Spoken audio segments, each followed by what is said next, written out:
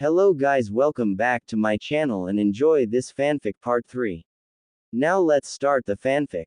Karin awoke to the sound of water. Her head was pounding and felt tightened. She tried to stand, but there were strange seals on her body that restricted her movement and made her legs almost completely worthless. She tried her hardest to get back up, but there were chains wrapped around her arms and legs.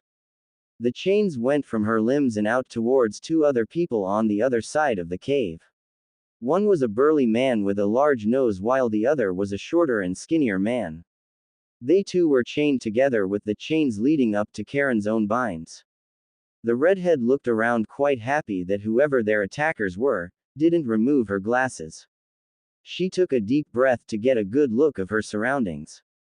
She moved her arms around and felt that the 3 scrolls that she and Naruto had achieved were still with her. She bent her head down and pushed the glasses back up her nose and rested them perfectly at the bridge. Her crimson eyes trailed over and throughout the cave system. There was a series of 8 tunnels that went for who knows how far. Torches were placed at either side of each opening, giving the entire room a slight ambiance of uncertainty. On the far side of the room, there was a series of cages locked with multiple chains and bars to keep whatever was within, hidden. Karin struggled to keep her consciousness but continued to manage. There was a sickening feeling within her gut that told her that this was no longer the Chunin exams, at least this wasn't part of it. There's no way in hell that this is planned. Karin shut her eyes and started getting a good feel of the entire cavern system. Rooms were filled with strange shinobi and chakra signatures that she didn't recognize. This is something entirely different. If these were shinobi that I haven't sensed before, but were allied with Suna, then why would they be in questionable caves with 3 genin locked up? No, they have to be bandits or a part of Wait, no it can't be. Karin's eyes widened when she got to the final signature. She nearly fainted when she sensed the chakra. It was completely explosive and filled with a strange fire, almost as if it were constantly feeding, never ending. She delved deeper and deeper trying to see if she was right or just crazy. Her mind drew closer and closer. It's Deidara, but he's dead. She looked around with a confused face, as she started to sense more and more familiar chakra signatures that she was sure were gone. Many of whom were a part of the Akatsuki while others were just fodder shinobi that she might or might not have had a role in killing. She struggled in her chains and barely held strong against the binds. She stared off into the dim lighting of the cave as new chakra signatures filled her senses. There were men and women of all sizes surrounding the room. One thing was certain. They weren't here for the exams, or rather, not for the same reason Karin was. Some people had malicious chakra that seemed to eat away at the air, giving Karin the sensation of tunnel vision. But nothing would be as bad as the Kyuubi's chakra, nothing. Hiro, Akatsuchi, Karin whispered out towards the 2 Iwa shinobi chained to the walls on the opposite side of the cave. The 2 teammates of Kuretsuchi groaned and looked up at their fellow prisoner. Akatsuchi had a massive cut over his large nose with a dangerous-looking gash over his forehead and a black eye. Hiro was disheveled with a few scars on his cheek, but otherwise fine. The 2 were chained quite loosely. Well, Akatsuchi was just too damn fat for the chains that these bandits had, so they wrapped chains around his arms and body, completely restraining the fat man. Are you 2 all right? Karin groaned. Just a headache is all, Hiro replied. Do either of you remember what happened? Where are we? From what I can tell, it's a hideout for some bandit group, or something of that sort, Karin replied. I am sensing a lot of chakra signatures in all directions, many are quite large and probably Junin-leveled reserves. Are you sure? Hiro asked. Positive. Karin nodded. From the chakra that I'm sensing, there is a probability that there are at least 5 shinobi of S class or higher. Maybe. I'm not entirely sure. I see. Akatsuchi nodded his head. Well, these bandits haven't done their research well it seems. What do you mean? Karin looked at him with a confused look. These are wrought iron chains. They can be easily broken with my ninjutsu. Akatsuchi smirked. Just watch Karin-san. The shinobi leaned his head back and quickly shot it down, regurgitating a large flow of rocks and pebbles that merged together, forming two golems that quickly wrapped their teeth around the chains and began to eat the metal. Akatsuchi suddenly felt rejuvenated. It seemed that the chains were imbued with chakra. Ironic that the tools used to keep them bound were the instruments to their escape. Akatsuchi pushed himself from the wall and limped over to Karin and grabbed the chains from the wall, snapping them from their bases. The red-headed girl gave Akatsuchi a nod and walked over towards the center of the room and started channeling as much chakra as possible, and still be able to suppress it. Akatsuchi went ahead and removed the chains binding Hiro. Hiro ran over towards one of the entrances of the cave and placed a hand on the rock, only to be stopped by Karin. She looked at him and shook her head slowly, making sure that Hiro got the message. From what she could tell, there were at least 30 men down that tunnel and probably 13 in the two tunnels on either side of the one Hiro was about to go into. After successfully saving their lives, Karin spun on the heel of her sandals and walked back and forth, pacing with a thinking pose stretched on her face. She studied the patterns of patrol and the amount of shinobi within each patrol. Hell, even the entire compound of wherever the hell they were. One thing was for certain, they were underground, but most importantly of all, Naruto was gone. She sighed deeply and nearly felt the tears form once again in the corner of her eyes. Naruto was really gone. She looked around and quickly pinpointed on one of the tunnels that lead towards a large but thin opening. She motioned for the two men to follow and quickly took off without the use of a flame or light to brighten her path, but instead, she merely relied on her sensing ability. She took multiple lefts and rights, and almost even sprang a few booby traps that she might have forgotten of. But even though there was no light, she could still see as clearly as can be. She stopped when the sound of rushing water blasted in her ears. There was water nearby, that meant a water source. The rushing sound made her parched throat get drier. She could sense the rushing waves, but she could not sense where the obstacles were. She looked left and right, trying her hardest to catch on to whatever escape path there is, but it was nigh impossible to do so in complete darkness, even with her special ability. Suddenly, from behind, Akatsuchi and Hiro showed up with torches and bloodied rock clubs in their hands. Akatsuchi gave her a nod and looked around, illuminating the entire cavern. Akatsuchi narrowed his eyes at one point in the dark horizon and found a dim light at the end of the darkness, directly ahead of them. Akatsuchi grabbed Karin and started hauling through the tunnel, but because of his excitement, the echo and vibration went through the tunnel and joined in with the atrium that the other prisoners were in. From there, the vibrations shot out and entered the other tunnels and led to the defenders.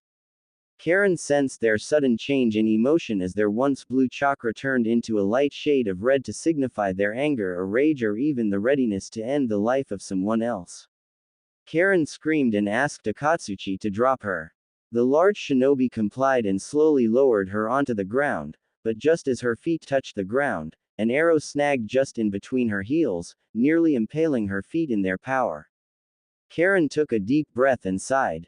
This wasn't what she wanted to deal with so early in her escape. We need to get to the end of this tunnel this instant. Karin roared as she ran farther ahead than Akatsuchi and Hiro. Shouts and screams echoed through the cave as men and women, shinobi and kunoichi, drew their weapons. Their unsheathing weapons made the hairs behind Karin's neck stand. She didn't dare to look back, but she could sense their intent. They were intending to kill them. What they were going to do with their bodies afterwards, Karin didn't know, nor did she want to know. All she wanted to do was get out of the cave system with the other two shinobi. It was slightly confusing to her. The last time she was conscious, she and the other two shinobi were in the desert running from the cavern that killed both Naruto and Kuretsuchi. Then, from that point on everything was a blur, almost as if their memories were wiped, almost wiped. Karin still retained some memories, and even some images of the time in imprisonment and the time that led up to it. She shut her eyes to try and drown out the shouts echoing around her, but she couldn't get the chakra signatures from her head. Every time her eyes would close, The chakra from the shinobi in the other tunnels would funnel into her sensing abilities and completely shroud her field of view, and nearly blind her from all sides. Suddenly, a shuriken whizzed right past her ear, nearly cutting off a few strands of hair from behind her right ear. The shuriken embedded into the wall in front of her and Akatsuchi. The two nearly froze in their tracks, but Karin was the first to shake herself from their fear-induced reverie. She quickly grabbed the burly shinobi and grabbed Hiro with her other arm, and the three hightailed it from the caver system. As they ran, shuriken and kunai were thrown at them from behind, surprisingly, missing the three every shot. It was almost as if they were purposefully missing. Either that or these shinobi were the shittiest shinobi Karin had ever encountered. How fast can you two release ninjutsu? Karin shouted as kunai and shuriken clanked and bounced off the rocks and boulders lining the sides and walls of the tunnel system. As fast as they need to be. Akatsuchi replied while speeding through hand seals. Doden. Doryuaheki. The tunnel behind them collapsed on top of the shinobi chasing them. Their screams were the last thing heard before the tumbling rock and bouncing pebbles rung in their ears, drowning out all other sounds. But all of a sudden, one of the wall sections burst off from the wall and shot out, blocking the pathway, nearly causing Karin to stumble over the attack, and cause her to fall behind. Akatsuchi saw this though and channeled chakra into his body and simply bore through the obstacles, showering the walls and those behind and in front with pebbles, dust and dirt. More and more obstacles were shot out at them, but the burly shinobi simply bashed through them, rendering them completely useless. Karin was grabbed by Akatsuchi and placed onto his back, and the three shinobi took off through the cave and out into the open. Akatsuchi punched through the white covering of the entrance of the cave and quickly slowed himself down along with Hiro. In front of them was a beautiful oasis with palm trees and fresh water. Karin was about to get off of Akatsuchi's back, but there was a sudden disturbance with the normal chakra clouds. There were some really powerful shinobi with chakra reserves equal to that of Anbu commanders and the like. The most powerful of them all was apparently staring at him through his training. The girl quickly pushed Akatsuchi forward as one of the powerful chakra signatures shot a fire technique at the three. In a sorry attempt to fight back, Karin missed with one of her lesser shinobi attacks while Hiro and Akatsuchi were shooting rocks and boulders in different direction, or at least whatever direction Karin said that the enemies would be in. No one could tell for sure, but since Karin was known for being a censor, they knew that she was most likely going to be fine. 10 hours earlier, scorpions of varying size wandered through the desert sands, picking at different rodents that chose to come out at this time of the evening. The sun was falling and heat was fleeting. Animals rose from their hideouts and began to run over the desert in search for food and possibly empty holes to lay their young or even eggs. Snakes slithered about, devouring their prey without a second thought. The desert was quiet for the entire hour, minus the howls of desert wolves and foxes. Rattles at the ends of rattlesnakes shook and jangled, breaking the attention of some of the other more potent hunters of the desert biome. It was relentless, trying its hardest to eat as much as it can before the hawk or eagles can swipe him off the ground. But everything was converging for one spot. It was a large oasis in the middle of a hole. Up into the air were walls that were almost as high as the cavern that Naruto and Kuretsuchi fell into. From the edges of the hole, sand flowed over the side, filling the bottom with sand and dirt, making an oasis underground. Rocks were suddenly moved from the rest of the pattern of the hole. Soon enough, the rocks exploded outwards, showering the inhabitants with pebbles and stones. From the cloud of debris stood three shinobi, 2 male and 1 female. The female of the group was a bespectacled redhead. The other 2 were average men of Iowa. One was a 6-foot-tall boy with a fat build and a nose to match. Next to him was another boy, but he instead was only about 5 feet and 3 inches with a normal-sized nose and dark black hair. They were covered in dirt and small scars, but they were managing. Karin took a deep breath and shut her eyes and gasped with surprise. They weren't being followed anymore. It seemed that whoever held them captive gave up on them escaping. It was definitely something she was looking forward to. Karin opened her eyes and motioned for the two Iowa shinobi behind her to follow. She followed her ears, and soon enough, she found the oasis with flowing water. She and the other shinobi charged for the oasis, scaring the desert animals and creatures back into their hiding holes in the sand and rock face. Karin dumped her face into the water and soaked up as much as she could. She was ridiculously thirsty, especially after being in a cave for an undetermined amount of time. She really needed this. She looked up into the sky and found that the night was dark and the moon was up. She was in awe of what she saw though, stars. There was an ocean of stars flooding the night sky with their lights and wonderful colors. She could see star clusters and even gas clouds from far in the universe. But what really got her attention was the North Star twinkling in the far distance. She looked down and looked at the other shinobi with her. Hiro had a massive gash on his back from a Fuma shuriken not too long ago, and Akatsuchi was still trying to nurse his wound from a bladed trap from within the tunnel. She looked back down at her wrist and found that her watch was still operational. The time was about 2000 hours. Only 4 hours until the second day of the second stage of the exam. We were running through the tunnel for about, I'd say, 2 hours maximum. Karin surmised. So we woke up at about 6 p.m. How long were we in there? Naruto and Kuretsuchi fell at around midday, so 12 p.m. to 1 p.m. Well, that doesn't matter. What does matter though is, who were those shinobi? And what were they doing with dead nuke nins? Karin kept thinking but shut her mind off and dunked her face back into the clear water of the oasis.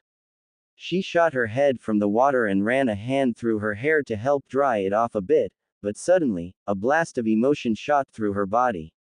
It overwhelmed her at first and nearly caused her to topple over and into the water of the pool.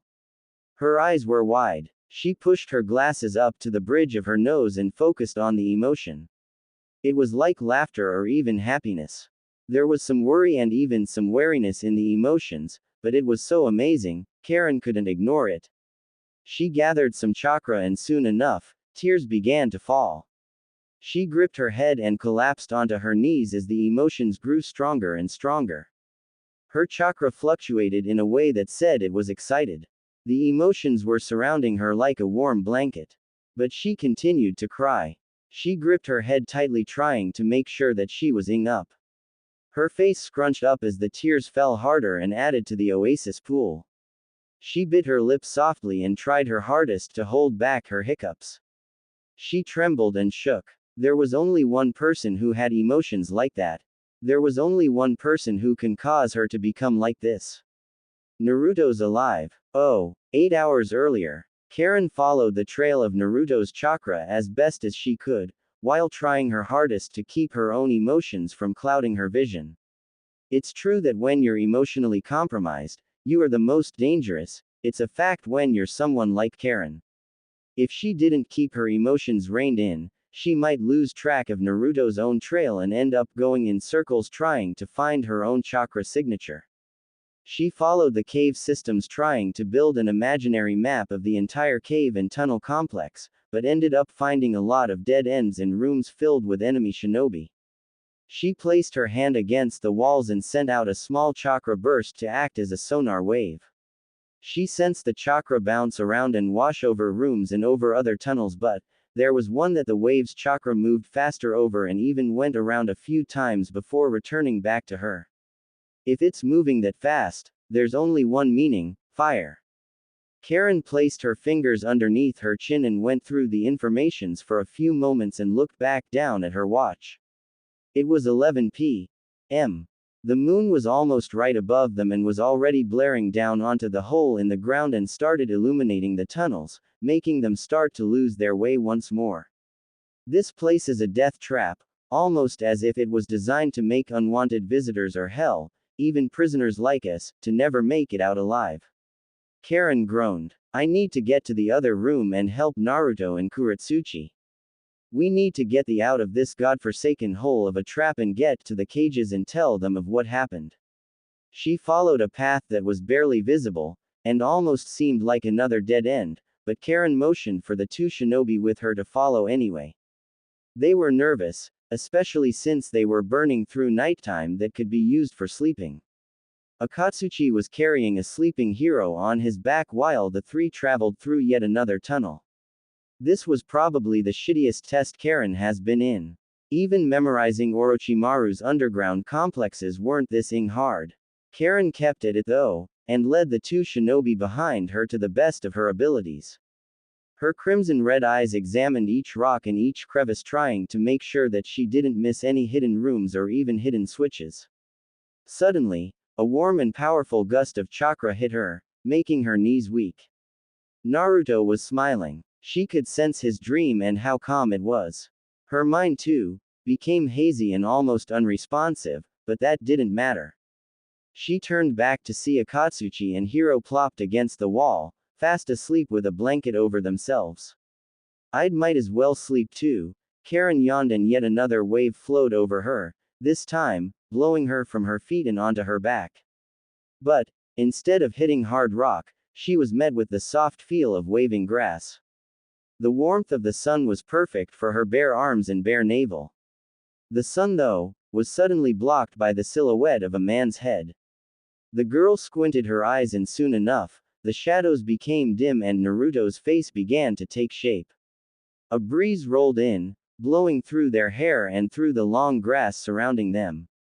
He had a small smile as he looked over her features. She was blushing madly, but she too was smiling.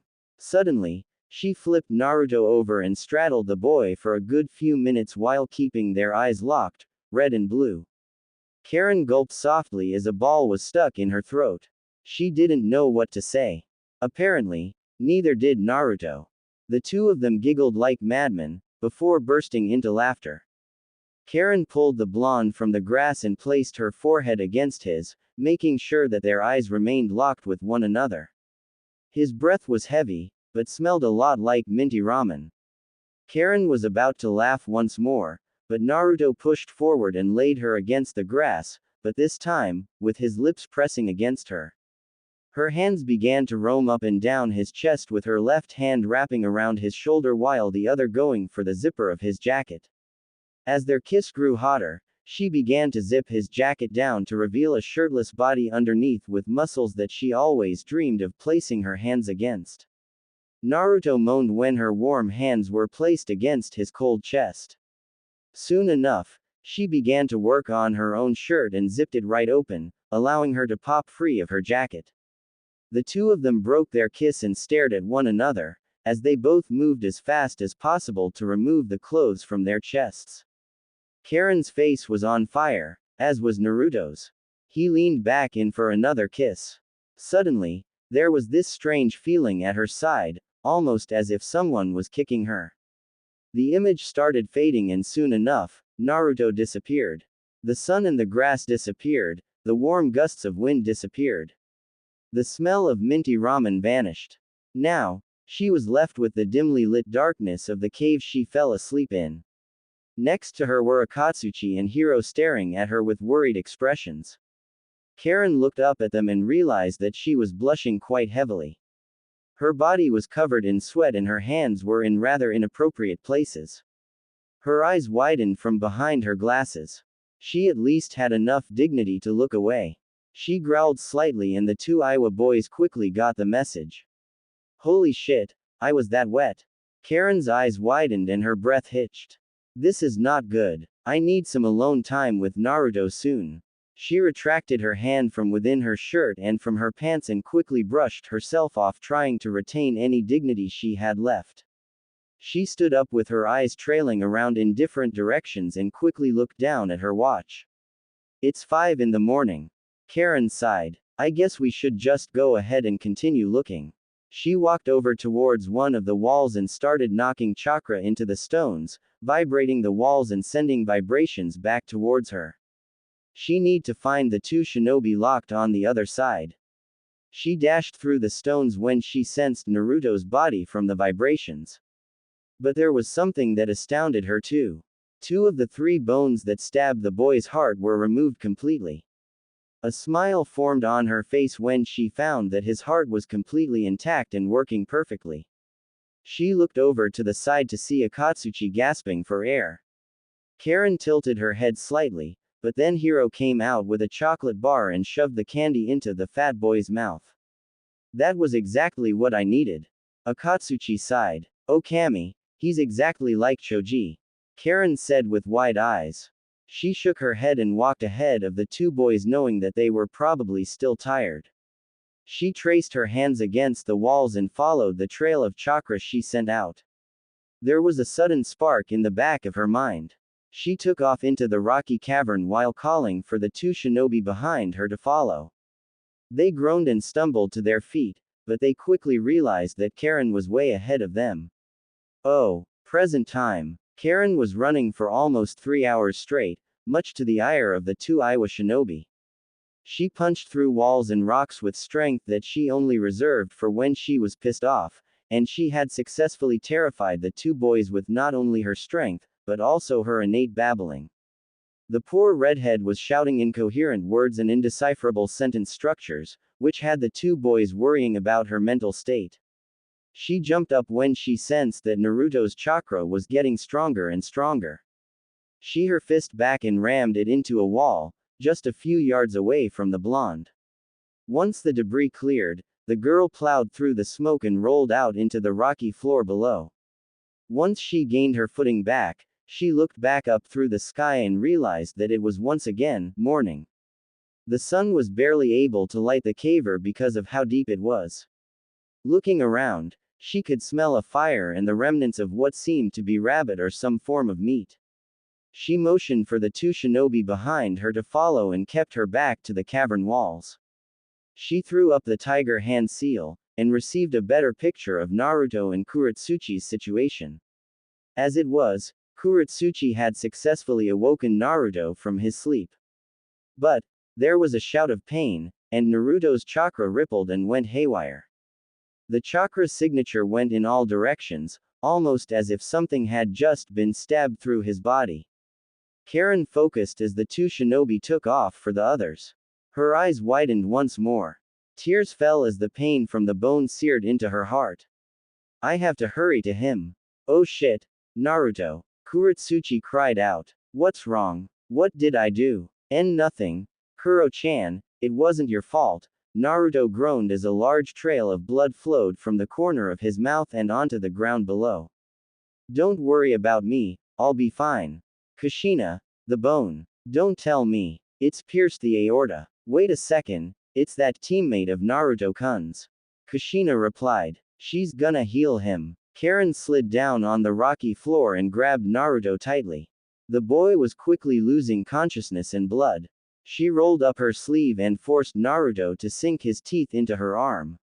The effects were instantaneous. Naruto's once sickly-looking appearance was quickly replaced with that of a tanned and completely healthy-looking blonde. Karin struggled to keep from moaning, but she couldn't help it. It escaped her mouth, but only Kuretsuchi could hear it. The redhead was also blushing quite brightly.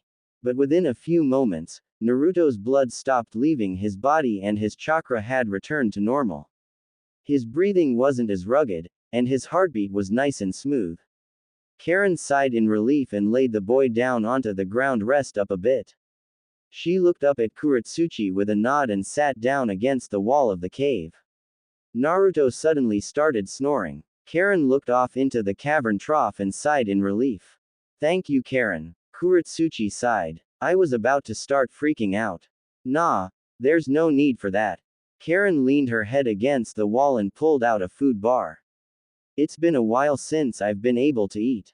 Akatsuchi. Hiro. Kuretsuchi cried out. They're okay. What happened to you two? We don't know, Kuretsuchi. Akatsuchi replied. We need to get a message out to the cages. There's something else going on in this desert. I almost forgot. Karin sighed. We were somehow captured by who knows who, but we broke out about, 12 hours ago. What were their ranks? Kuro quickly asked. Many had Junin or higher-leveled chakra reserves. Karin replied with a sigh. We're in no place to be traveling as of yet. He might not be your teammate, but Naruto is mine. If you intend on fighting those guys, you'll need both of our help. What makes you think that? Kuretsuchi asked, slightly peeved by what Karin was implying, or at least what she thought she was implying. Naruto-kun and I have the ability to sense where our enemies are. Karin replied, I am also a great healer, as seen with what I did with Naruto. So, Kuretsuchi growled, knowing that she had lost. So we wait for Naruto to wake up, or you three can get killed. Naruto was fast asleep and snoring slightly, but Karin was starting to worry about the bone still lodged into his aorta. While her blood could heal any and all wounds, she wasn't able to force bones back into their place, but rather, only form new ones to replace those that were lost. So as of now, she was completely confused and had no idea what to do to help Naruto get better. At least it punctured. Karin sighed. If it sliced, Naruto would have bled too quickly and I probably wouldn't have been able to save him. But if it did just slice, the bone could have been easily removed from his heart cavity instead of being a permanent part of his heart. Shit. Why did he have to be such a problem half the time? Karin, have you tried just doing the surgery right now? Kuretsuchi asked. We're already almost at midday and we're still here in this cave. I have, but I don't know how to make Naruto stay stable for the time being while I do the operation on his heart. Karin replied, I'd gladly do it if you had some ninjutsu or something to stop a person's heart for a short time. I see. Kuretsuchi sighed and leaned against the rock walls. So, Karin replied after a long and awkward pause. What's an Akatsuki doing with the hero of the leaf? Kuretsuchi asked without cracking. It seems kinda ironic if you ask me. So you really were at the cage summit. Karin growled. Your cage tried to turn me into dust. I guess I'll have to say great job to my Gigi-san, Kuretsuchi replied. I could kill you and say the Akatsuki girl tried to kill me and no one would complain, but you're a necessity for Naruto here, to live. And believe me, he's more important than you are. What is your true goal here? Karin narrowed her eyes. In this cave, I have total control of my chakra since the seals weren't drawn here. So, tell me, why are you really here? Akatsuki and Hiro told me your mission, but I want to hear it from you. I guess you people don't like surprises Kuretsuchi sighed. Hokage-sama wanted to have Naruto here promoted to Junin. Especially after his heroics in successfully fighting off the Akatsuki invasion. So, my job, since I too was getting promoted to a Junin, was to be a thorn in Naruto's side and test him to the highest point and evaluate him on his performance. And, Karin asked, shit, she isn't lying. And, Naruto has exceeded my expectations. Kuro replied with a smirk. You on the other hand, we'll see in the final round. If we make it, alright, Karin growled. Besides, where the hell are Akatsuki and Hiro? Who knows? They're probably going off looking for some wood or something flammable. Kuretsuchi replied. We still don't know how the hell Naruto made a fire using rocks. Right. Karin sighed. She let out a silent groan when she realized that there was probably going to be nothing they could do for the time being. But then she received a thought. Hey, you were assigned to do this, right? So you were probably tasked with keeping them up to date, right? Yeah, but I already turned in a report yesterday.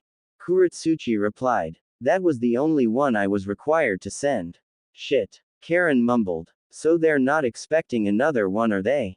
Nope. Kuretsuchi shook her head. Well, I guess we'll have to think of another solution. Wait. What is it, Kuretsuchi-san? Karin asked. There is something that we do in Iowa should things like this happen. Kuretsuchi said. It might not be appropriate. How so? Karin asked, giving Kuretsuchi a weird look. I don't think it would be too weird. It's called the rock heart. The Iowa no Kokura. Kuretsuchi said. It causes the heart to freeze in its tracks and stops all blood flow without killing the victim. Now how does that work? Karin asked, sounding offended by what the girl was saying. I've gone through thousands, hell, tens of thousands of medical ninjutsu, and it's a ninjutsu used to assassinate someone. Kuretsuchi spoke with a near-dead tone. Assassinate? Karin roared. Who the hell do you think you are? I'm the one that came up with the only viable solution for the time being. Kuretsuchi replied with a glare. Oh, I bet you just want to leave the bone in his heart for the entire time until help arrives, huh? No, Karin said quietly. Exactly what I thought, Kuretsuchi replied. So, here's what's going to happen. When I turn that heart into stone, you pull that bone right out, alright? Kuretsuchi replied. It'll be a little hard to do, but you can do it. So how does that technique work? Karin asked. Everything that is part of the aorta and the vena cava, and the heart itself, will be turned to stone, along with whatever is in it.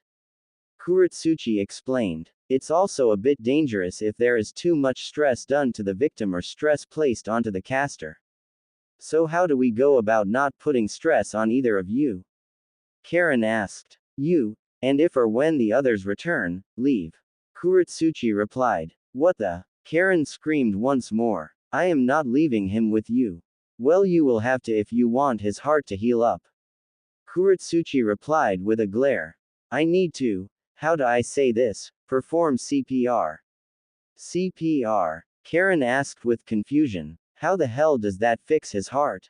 I won't be pushing onto his chest, but instead, I'll be pushing earth chakra down his trachea towards his lungs.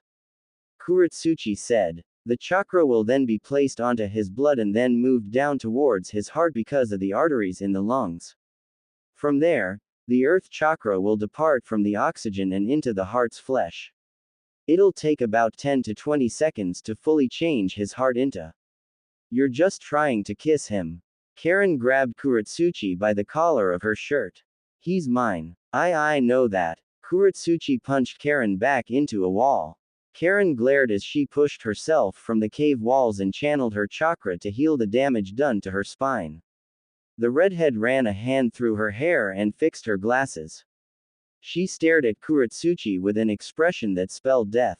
This time I won't be as stupid as to charge in blindly like I did with Danzo. Karin had never felt more embarrassed than that moment. Never again will that happen. Karin jumped forward with her Kekkei Genkai shooting off. Kuretsuchi was getting her chakra ready for a high-leveled ninjutsu. The redhead jumped over to the right and dodged the incoming quicklime blob just in time. She sped through a few hand seals and shot forward a basic fireball technique, not enough for Kuretsuchi to feel afraid or anything, but it was enough to break the Aiwa Kunoichi from her stance.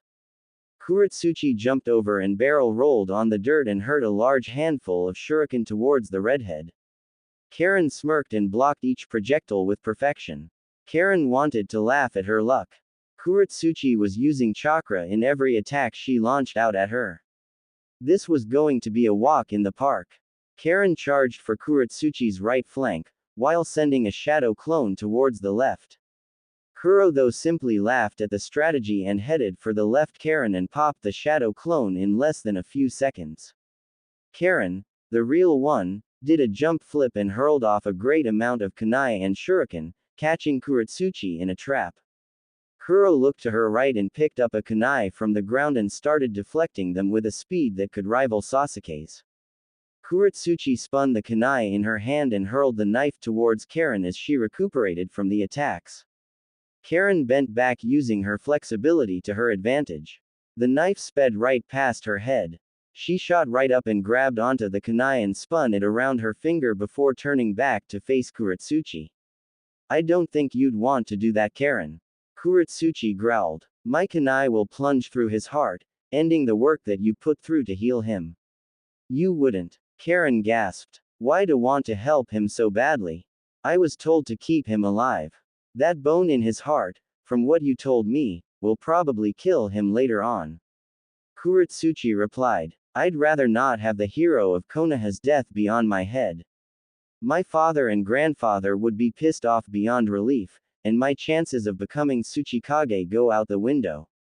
So please, do us both a favor and leave for the time being so I can fix this poor boy. Karin gripped the kunai tighter than before. Let me reiterate. I am trying to help him. Kuretsuchi shouted. How about this? I'll call you over when his heart is stone. From there, do your magic. I won't do anything until the bone is completely removed from his heart, alright? Understood. Karin sighed and backed away from the two shinobi and walked off towards the exit of the cave and shook her head. Oh. Meanwhile, Akatsuchi and Hiro were walking through the rocky caverns and found something that really interested them. Hiro shot forward and knocked on the wood that had strange kanji written all over rocks in front of them. He quickly motioned for Akatsuchi to follow and examine the rocks with him. It was strange since they couldn't recognize the rock's kanji. It was definitely kanji for fuinjutsu, but they couldn't tell what it was for since the kanji seemed ancient. I wonder what would happen if we put chakra into it. Hiro laughed. Don't do anything stupid, Hiro. Akatsuchi said in a worried whisper. I think that we should leave that rock alone. But what if there's something in there that could possibly help us out with this stupid test? Hiro said. I highly doubt that there will be anything, Hiro. Don't. The boy didn't listen and channeled chakra into his hands and placed them against the stone face. The kanji grew bright, with light shooting off in all directions. The rock, after a good 5 minutes, moved to the side and came to reveal a large and dark tunnel that led to somewhere deep within the cavern. Hiro looked over towards his teammate with a small smirk on his face right before taking off into the tunnel. Akatsuchi took a moment to weigh his options, but found that going after Hiro was the only one that made sense.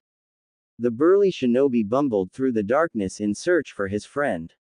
The fat man didn't know any better and started shouting out for Hiro, hoping that he might be able to get a reply. But suddenly, from the darkness, a man reached out and grabbed the boy from behind, and wrapped his hands around his neck. Akatsuchi struggled in the deathly vice-like grip. The hands were calloused and strong, almost as if the being weren't even human. Akatsuchi was running out of air and tried to cry out for Hiro once more, but the boy couldn't even breathe. He gasped out as the last bit of air left his lungs. The moment Akatsuchi stopped fighting back, the man dropped him onto the dark and dry ground below. Without another word said, the man started walking nonchalantly, stepping over the dead Chunin and whistled a small tune. But Akatsuchi's body turned hard, and soon enough, brown and cracked. The man swiveled on the heel of his sandals and stared in disbelief that the boy wasn't dead. Akatsuchi's body crumbled loudly, echoing throughout the tunnel, and within 10 seconds, collapsing completely into a pile of rock and dirt. The man walked up to the rocks and ran a hand through the dirt, surprised that it was laced completely with chakra. Without a second pass though, a fist shot from the rocks and lodged into his cheek, sending him through the wall and into one of the caves nearby. The man shot through the rocks and into another cave 3 tunnels down. Akatsuchi stopped himself as he exited from the rocks and looked down the tunnel wondering if he should follow after his idiotic teammate, but shook it off and charged for the man who just tried to kill him. It was a long way to go since the tunnels could wind through the rocks for unbelievable lengths, and even go in circles after making you think you've been going straight. There was also the risk of genjutsu being cast. So, just as a precaution, Akatsuchi sent a large burst of chakra, sending his chakra outwards, but found that there was no genjutsu placed. I guess I'll have to chase after him. Akatsuchi sighed and grabbed a chocolate bar and shoved it into his mouth before charging through the tunnel. With Kuretsuchi, she looked at Naruto's sleeping form and took a deep breath knowing full well how awkward it would be if he woke up. Might as well do it now, she thought. She took a deep breath and stared at Naruto's lips and how clean and soft they looked. After all, he hasn't had water for an entire day. She looked back over his face and found that he looked so cute asleep. Shaking the thoughts from her head, she leaned down and softly, but still with enough force, and started channeling chakra down his throat. She held her lips against his for a few minutes, but she started to get a strange feeling in her gut. Her face lit up as blood rushed to her cheeks. Kuretsuchi didn't know what to do. After all, this was her first kiss, or at least first time pressing her lips against another person's. The corner of her lips threatened to curl up as she deepened the kiss to send more chakra. Even though she knew that the kiss meant nothing, she couldn't help to think against those thoughts. Her heart tightened and her heartbeat rose as the seconds passed. She shut her eyes and held Naruto softly, and carefully, almost the way a lover would. What she didn't know, Karin was leaning against the rocks and staring at the actions take place. While deep down she knew that it was to save Naruto, Karin could help but to feel her heart tighten. Her eyebrows furrowed as her anger and jealousy started to fester and grow. Karin clenched her fists and tried her hardest to control her growing and dangerously erratic breathing. She shook her head and her crimson eyes trailed away towards the sky above them. It was the second day of the second stage of the exam. She and Naruto needed to hurry if they wanted any chance of making to the second checkpoint in time, hell even the third. It wasn't going to be easy to make it to the next 3 checkpoints with the only teammate she had incapacitated. Karin wasn't a strong girl, nor was she weak, but she knew that she'd wear herself out if she chose to run through the desert with Naruto on her back. Kuretsuchi paid no attention to the obvious flares in chakra and emotions coming from Karin. In truth, Kuretsuchi was in bliss, complete and utter bliss. Never before had her heart raced to such speeds, and it was all just from a kiss. It wasn't even a serious kiss. She wondered what would happen if she kissed someone she truly felt something for, something on the level of love. She pressed deeper, but then her mind started going on autopilot as her nerves went blank. She built up chakra at the tip of her tongue and her tongue went into Naruto's mouth, awaking the boy from his sleep. Kuretsuchi, with her eyes still closed, didn't even realize that he'd awakened from his rest and continued pressing chakra into his mouth. He too went into autopilot without even making a word and started kissing back, much to both of their surprise. Kuretsuchi pulled back and stared at Naruto with wide eyes. Her cheeks were on fire and her body was suddenly cold and pouring sweat. She raised her fist and with a quick motion, knocked the boy back out so she could continue the operation. Kuretsuchi shook her head, knowing all too well that she was getting emotionally compromised, and almost completely forgot the true reason she was even pressing her lips against his in the first place. With Naruto out once more, she bent down and went back to kissing him, but tried her hardest to not make out with him again. She started the chakra flow once more and again the heartbeat rose again. Kuro looked up to see Karin looking at her and Naruto with a glare. Turns out, Karin sensed the sudden burst of emotion from Naruto and went to see what had happened. Karin was debating whether to knock Kuretsuchi out for hurting Naruto or letting the Iwa Kunoichi continue what she was doing. "Gee, good thing that you're here," Kuretsuchi responded quite sheepishly. His heart is ready. "All right, I know this might sound ridiculous, but you might just have to kiss him again," Karin said with a grunt.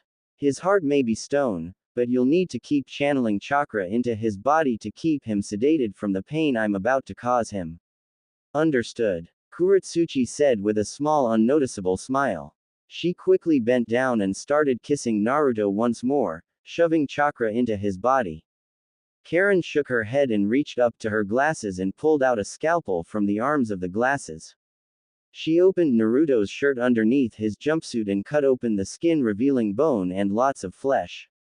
But upon closer inspection, the heart was indeed made of stone. Karin looked to Kuretsuchi to see that the Iwa girl wasn't even paying attention and was too engrossed with Naruto's lips.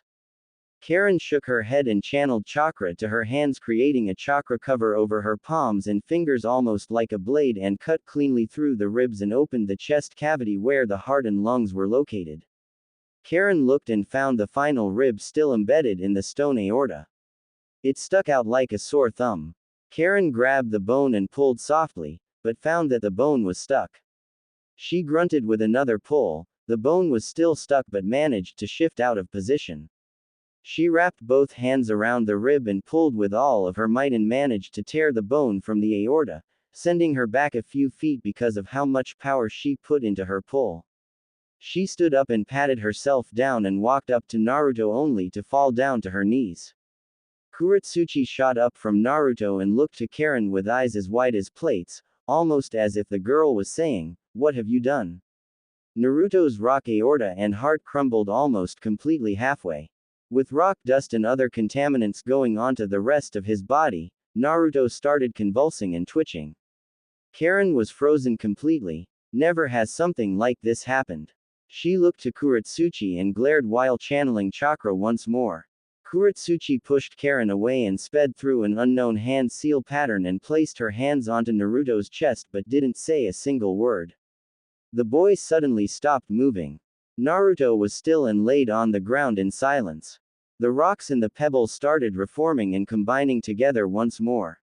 Kuro figured that Karin might do the arm-biting ability again, but knew that it wouldn't fix the heart of stone technique.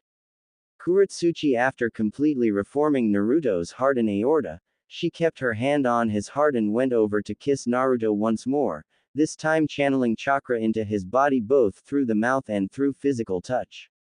Karin sat down and stared in awe of what Kuretsuchi was doing. As she forced chakra into Naruto's body, strengthening and freezing the heart into stone, she was also taking away the chakra and turning the organ back into flesh, almost like a mold. Within a few minutes, Naruto's heart was back to normal and free of damage. Karin was dumbfounded. Kuretsuchi gave her a look and grabbed her arm and shut Naruto's skin closed and sunk Naruto's teeth into Karin's arm. Karin screamed out in pleasure, it seemed, and soon enough, Naruto's body began to heal and seal shut. Karin could sense Naruto's body returning to normal and his heartbeat softening. Karin herself was trying to calm her racing heart. Karin-chan, Kuro-chan. Naruto looked confused and stared off at the two girls sitting next to him. They looked disheveled and completely in fear, or at least, recovering from a lot of it. He tilted his head slightly and gave the two of them a small smile before lying back down onto the ground and falling back asleep. He was suddenly forced back awake by Kuretsuchi and Karin shouting at him. Naruto raised an eyebrow with an obvious scowl on his face and was pulled to his feet by both Karin and Kuretsuchi. "Why do I have to move so much?" Naruto asked with a growl. "Why are you two shouting at me?" "Because Naruto-kun, we only have one more day left for the exam. This day is already coming to midday and we still have 75 miles left to go Baka." Karin shouted. "We also have to find Akatsuchi and Hiro since they haven't returned from their search for food." "Why are you shouting, Karin-chan?" Naruto gave her a dull look. "Wait. Don't worry. Let me meditate for a while." The boy shot down and got into a meditative stance and shut his eyes, channeling nature chakra and building up his reserves for sage mode. The Kyuubi was stirring within him, as was Kushina. The two of them were wondering what was happening as well, since the two have been gone for quite some time. Kurama narrowed his eyes through Naruto and started sensing a great deal of shinobi making their way through the cavern's walls and through both natural and man-made tunnels. Naruto shot his eyes open to reveal the eyes of the demon sage mode. Naruto's whiskers darkened and his eyes turned into a deeper and bloodier red color. He shot forward, launching Karin and Kuretsuchi back, and lodged his fist into the wall of the cavern behind them, shattering the cave completely. The resulting explosion shot all of the chakra signatures back into the tunnels and caves within the wall. Naruto shut his eyes once more and channeled a great deal of yokai before shooting it out in all directions, frying the fuinjutsu all over the caver walls. "You two go on and deliver the scrolls to the next checkpoint. I'll get Akatsuchi and Hiro out of the caves and meet you two there." And with that, Naruto dashed into the hole. Screams echoed through the dark tunnels and the sound of slashed flesh and cracking bones reverberated within the cave the two girls were standing in. It didn't take long, but the two girls disobeyed Naruto and dashed into the hole after him, knowing full well that Naruto might do something that would endanger all of them or even more. He was annoyingly known for doing such things, it seems. Karin shut her eyes and sent out another chakra burst, trying to sense where Naruto was. After all, he was the brightest and the most peaceful chakra source there was. Despite being washed down in complete darkness by the Kyuubi's chakra, Naruto's power was exceeding what it normally was in sage mode, and was starting to drown out all other chakra signatures, slightly causing Karin to worry. "Right." Karin motioned for Kuretsuchi to follow. The two girls dashed down a large hallway that was almost perfectly rectangular with angles and a perfect ceiling. Karin was worried for Naruto at first, but now she was completely terrified. The walls were almost too perfect, reminding her of the bases that Orochimaru made all over the elemental nations. The patterns on the walls really gave the impression. This wasn't something she was hoping to encounter. It was either some Oto shinobi that were left after the dissolution of Otogakure, or they were joining together under another upstart. The most likely was that Kabuto was trying to build an army again, but in the name of Orochimaru most likely. Karin smacked her lips and continued the chakra flow following after the massive darkness that was plowing through the tunnels and structure. Left. Karin jumped in front of Kuretsuchi and took off down another tunnel that within a few yards of running, brought the two of them to a intersection of the tunnels. There were two ways to go, left or right, but at this point, they were so close to Naruto, Karin couldn't tell which way he was since his chakra was just so great. Not only that, but while there were lights on the walls themselves along with the floor, was covered in corpses, mauled and ripped to shreds. It was terrifying to Karin since never in her entire life, even under the servitude of Orochimaru, had she seen such carnage. The redhead ran a hand through the unkempt side of her hair and made a quick choice and chose to go down through the right side, following the most blood and the trails that led to other directions, possibly another tunnel that could lead to Akatsuchi and Hiro. Karin took a deep breath when the tunnel they came up to had its door bashed down and the walls surrounding the doorframe ruined and splintered completely. She pushed the door down and sighed in relief when she found Naruto cutting Akatsuchi and Hiro free from the ropes and chains that bound them against some pillars. Naruto created two shadow clones that picked the two boys up and carried them on their backs. Good thing that you two don't listen to orders, or else I would have been worried. Naruto replied with a smirk. So you knew we'd follow after you? Kuretsuchi gave him an incredulous look. How? Naruto smirked at his luck. He found an oasis in the middle of the desert between the second checkpoint and the third.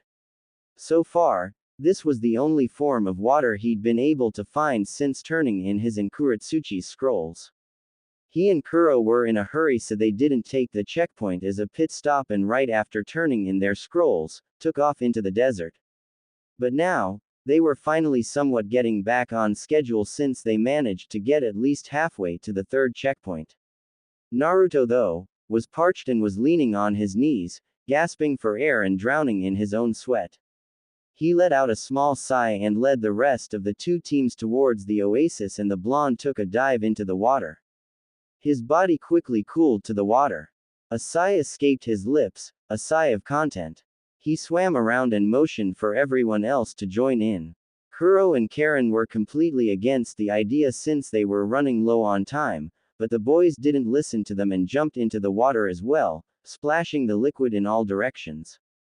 Kuretsuchi grumbled in defeat and leaned against a date tree with her body underneath, the shade of the leaves rustling in the desert winds. Karin shook her head and sat next to Kuretsuchi, basking in the cool that the shade provides. Naruto saw this and was quickly annoyed that Karin and Kuretsuchi seemed better under shade than in the water and chose to splash some of the water towards the two girls. The two were quickly soaked, pissing them off indefinitely.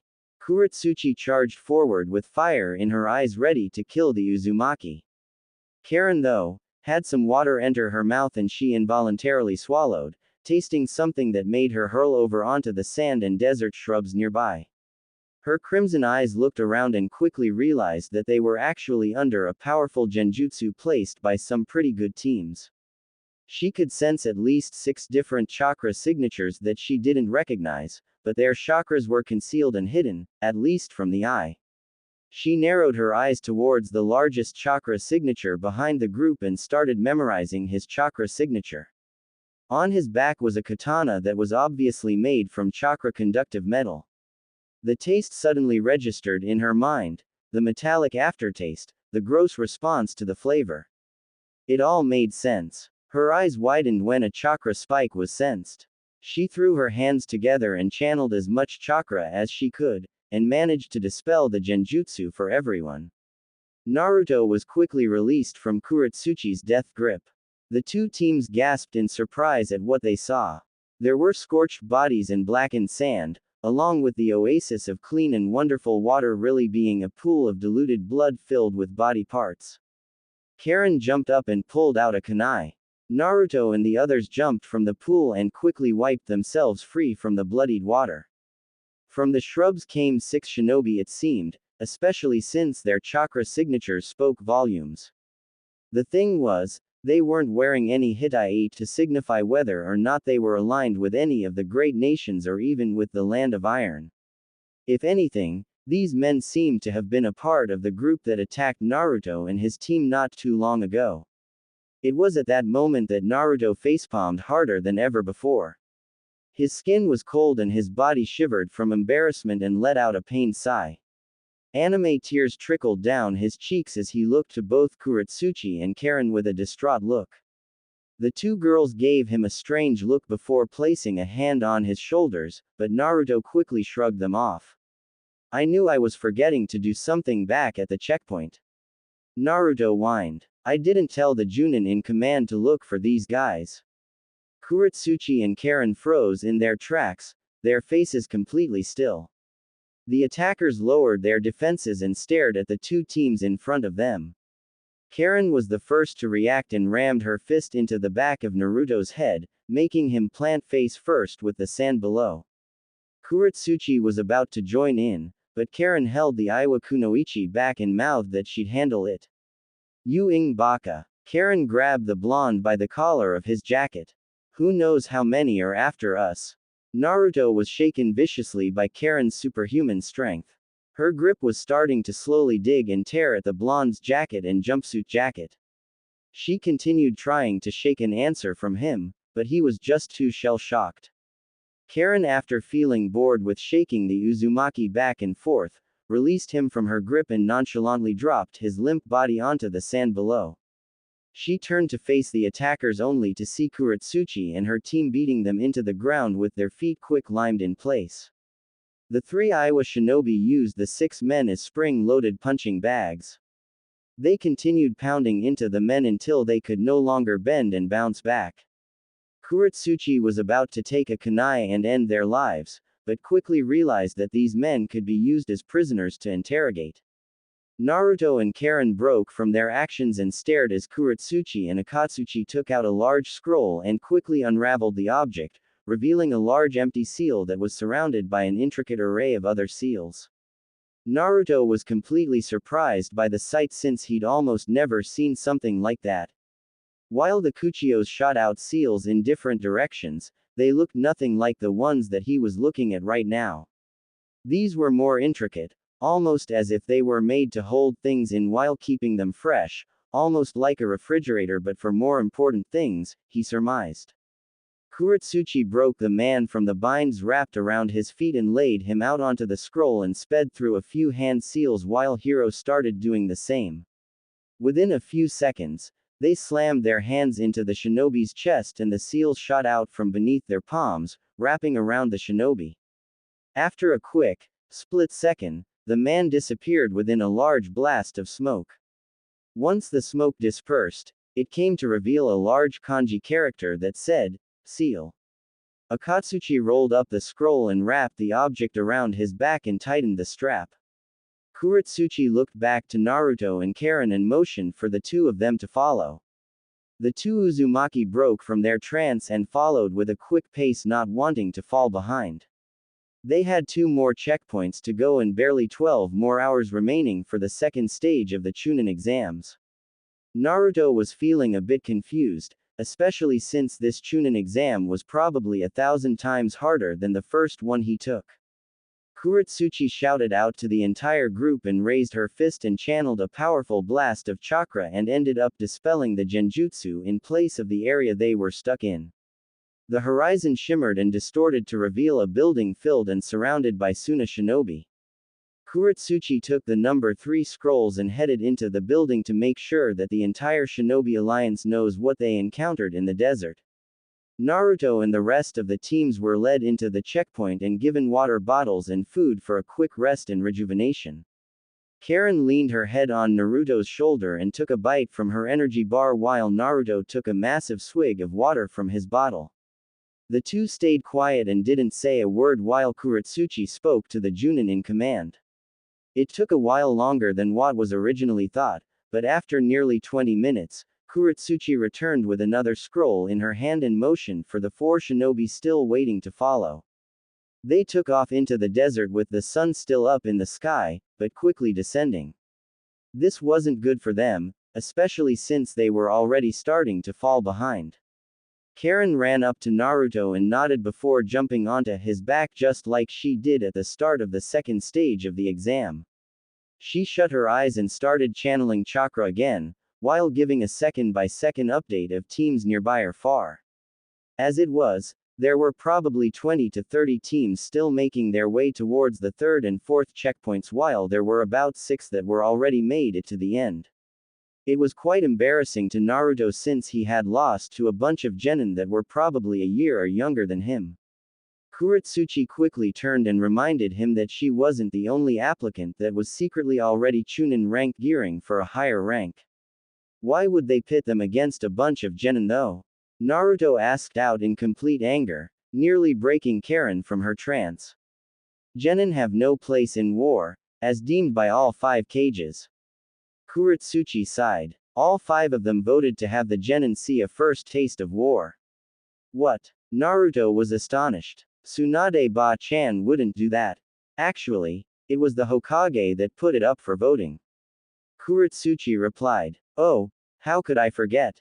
Naruto's eyes trailed down towards the sand as they continued to run. Nawaki, Tsunade Ba-chan's little brother, wasn't he only a genin when he died in the last war? Wait a minute, he was doing this exact role in the last war that got him killed. If she's willing to make genin go through this, then this war won't be a joke. Not that wars are jokes, but this will most likely have a lot of casualties that can't be avoided. This isn't good at all. What if we can't defeat the Akatsuki? What if I fail to master the Kyuubi's chakra? Damn it, why is everything so complicated now? I've made a promise to myself, though never spoken, to make sure to make as many people survive as possible, but if the war is going to be this dangerous, I don't know if I'll be able to keep that promise. Naruto shook his head of those thoughts and charged forward up to Kuretsuchi's side with Karin still shouting off directions of teams and their chakra levels. Kuretsuchi was shouting commands to Akatsuchi and Hiro telling them to take the flanks and protect Naruto and Karin from attack. The blonde looked around and saw absolutely nothing, while these Chunin and Karin could apparently see everything else. Naruto sighed in despair when he realized that his skills weren't as great as he had originally thought. He continued to run and suddenly realized that he had Sage Mode in his control. A bright smile spread across his face and he started channeling as much nature chakra as he could as he ran. It was tough and sweat started pouring from his body as they went. Slowly, but surely, the chakra flowed in from the cacti and sand below. It came from the wind and from the sun above, strengthening his bones and skin. His body loosened and quickly grew rigid like rock. His bones hardened and his chakra capacity skyrocketed. Karin was broken from her trance and she looked down at Naruto with wide eyes for a moment. All of a sudden, Naruto's normally peaceful chakra exploded outwards, covering her senses with something akin to a forest teeming with wildlife. She felt the gusts of cool, moist wind hitting her face and the nice cool warmth of a peaceful forest fill her heart. Through this though, she felt her chakra coils loosen and her tenketsu loosen as well, allowing the smoother flow of chakra. Her range increased and the quality of her sensing was especially better than what it was before. She smirked as her chakra flowed out in waves. Soon enough, she was sensing the body types and the sizes of each and every person within the 50-mile radius that she could sense. There were 8 teams that were in the immediate vicinity with members that had Chunin to Junin leveled chakra reserves. Karin gasped at the chakra capacity of these guys, and quickly surmised that they were Chunin that were placed into the exam in secret. But upon closer inspection, she channeled her chakra on a few specific members, mainly Kumo and Iwa, and found that those kids were actually genin. This made her heart beat heavily and she quickly found that these guys were no joke. Their chakra made her scared and the fact that they weren't even Jinchuriki but had the chakra capacity of 1, made her slightly more terrified. That was something that almost never happens more than once in a generation. Karin was about to say something, but Kuretsuchi nodded her head at the redhead, signifying that she already knew who they were. Over the dunes, a large cloud of sand exploded outwards and above the horizon. Soon enough, the 8 teams showed up, and the Iowa teams were the first to show up. They ran towards the black-haired Chunin and gave Kuretsuchi a bright smile. Kuretsuchi-sama, one of the Iowa genin, smiled. We made it. I can tell, Junichi. What are you doing with these Kumo teams though? Kuretsuchi asked. I could have sworn that you were supposed to take scrolls from those guys as well. We had all the same scrolls with duplicates to spare. Junichi replied with a smirk.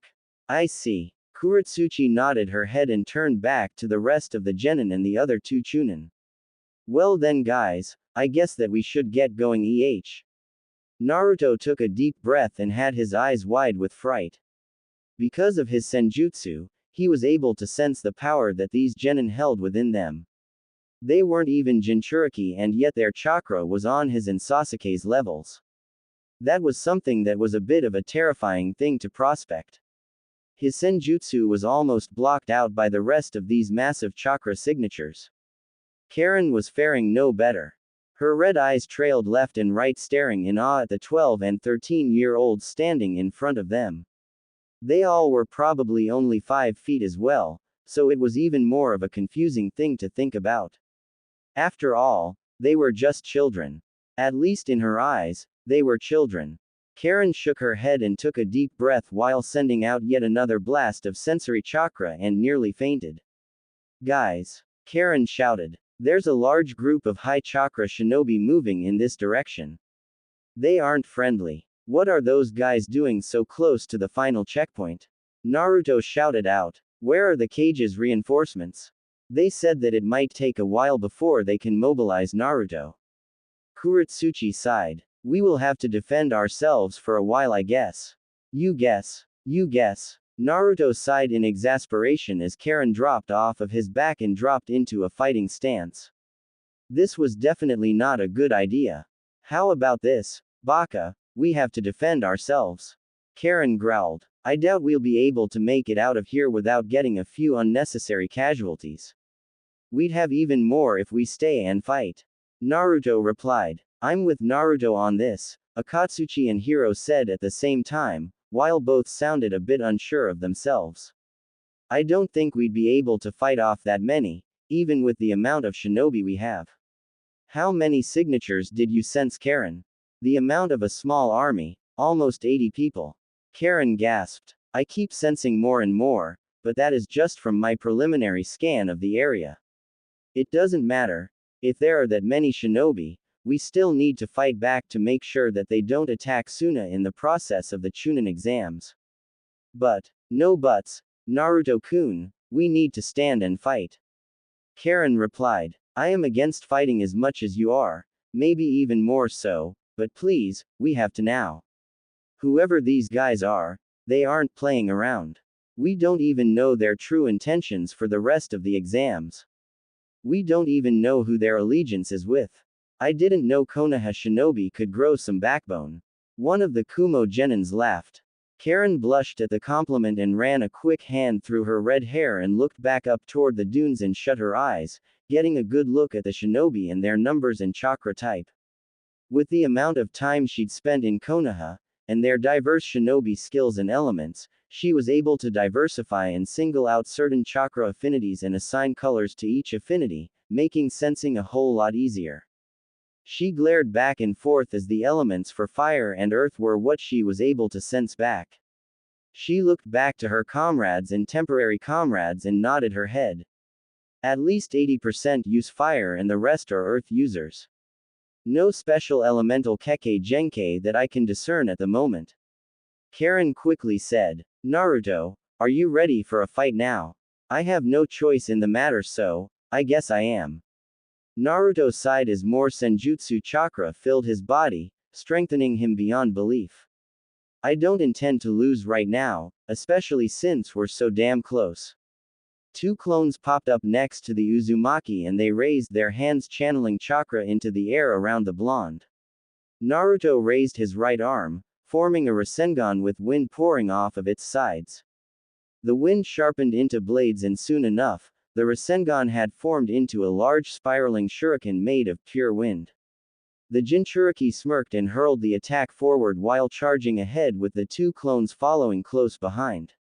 The Rasenshuriken collided with a large group to the west of the shinobi in the middle, shooting up a massive cloud of sand and dirt, covering their vision for a while. But once the sand was whisked away, all they could see was Naruto beating down 20 men on his own, with nothing but his bare fists and his clones aiding him. Karin smirked softly at the sight. Naruto weaved back and forth, dodging each attack and kick aimed directly at him. But thanks to Karin's training and her teaching him how to anticipate attacks, Naruto was virtually untouched, along with Senjutsu helping him out a bit. One of the enemy shinobi shot forward with a knife and was ready to dig the blade into the blonde's back, but Naruto swiveled around at the last second and dug his own kunai into the man's side while one of his clones dashed in and rammed a Rasengan barrage into two other shinobi, sending them careening into the sand.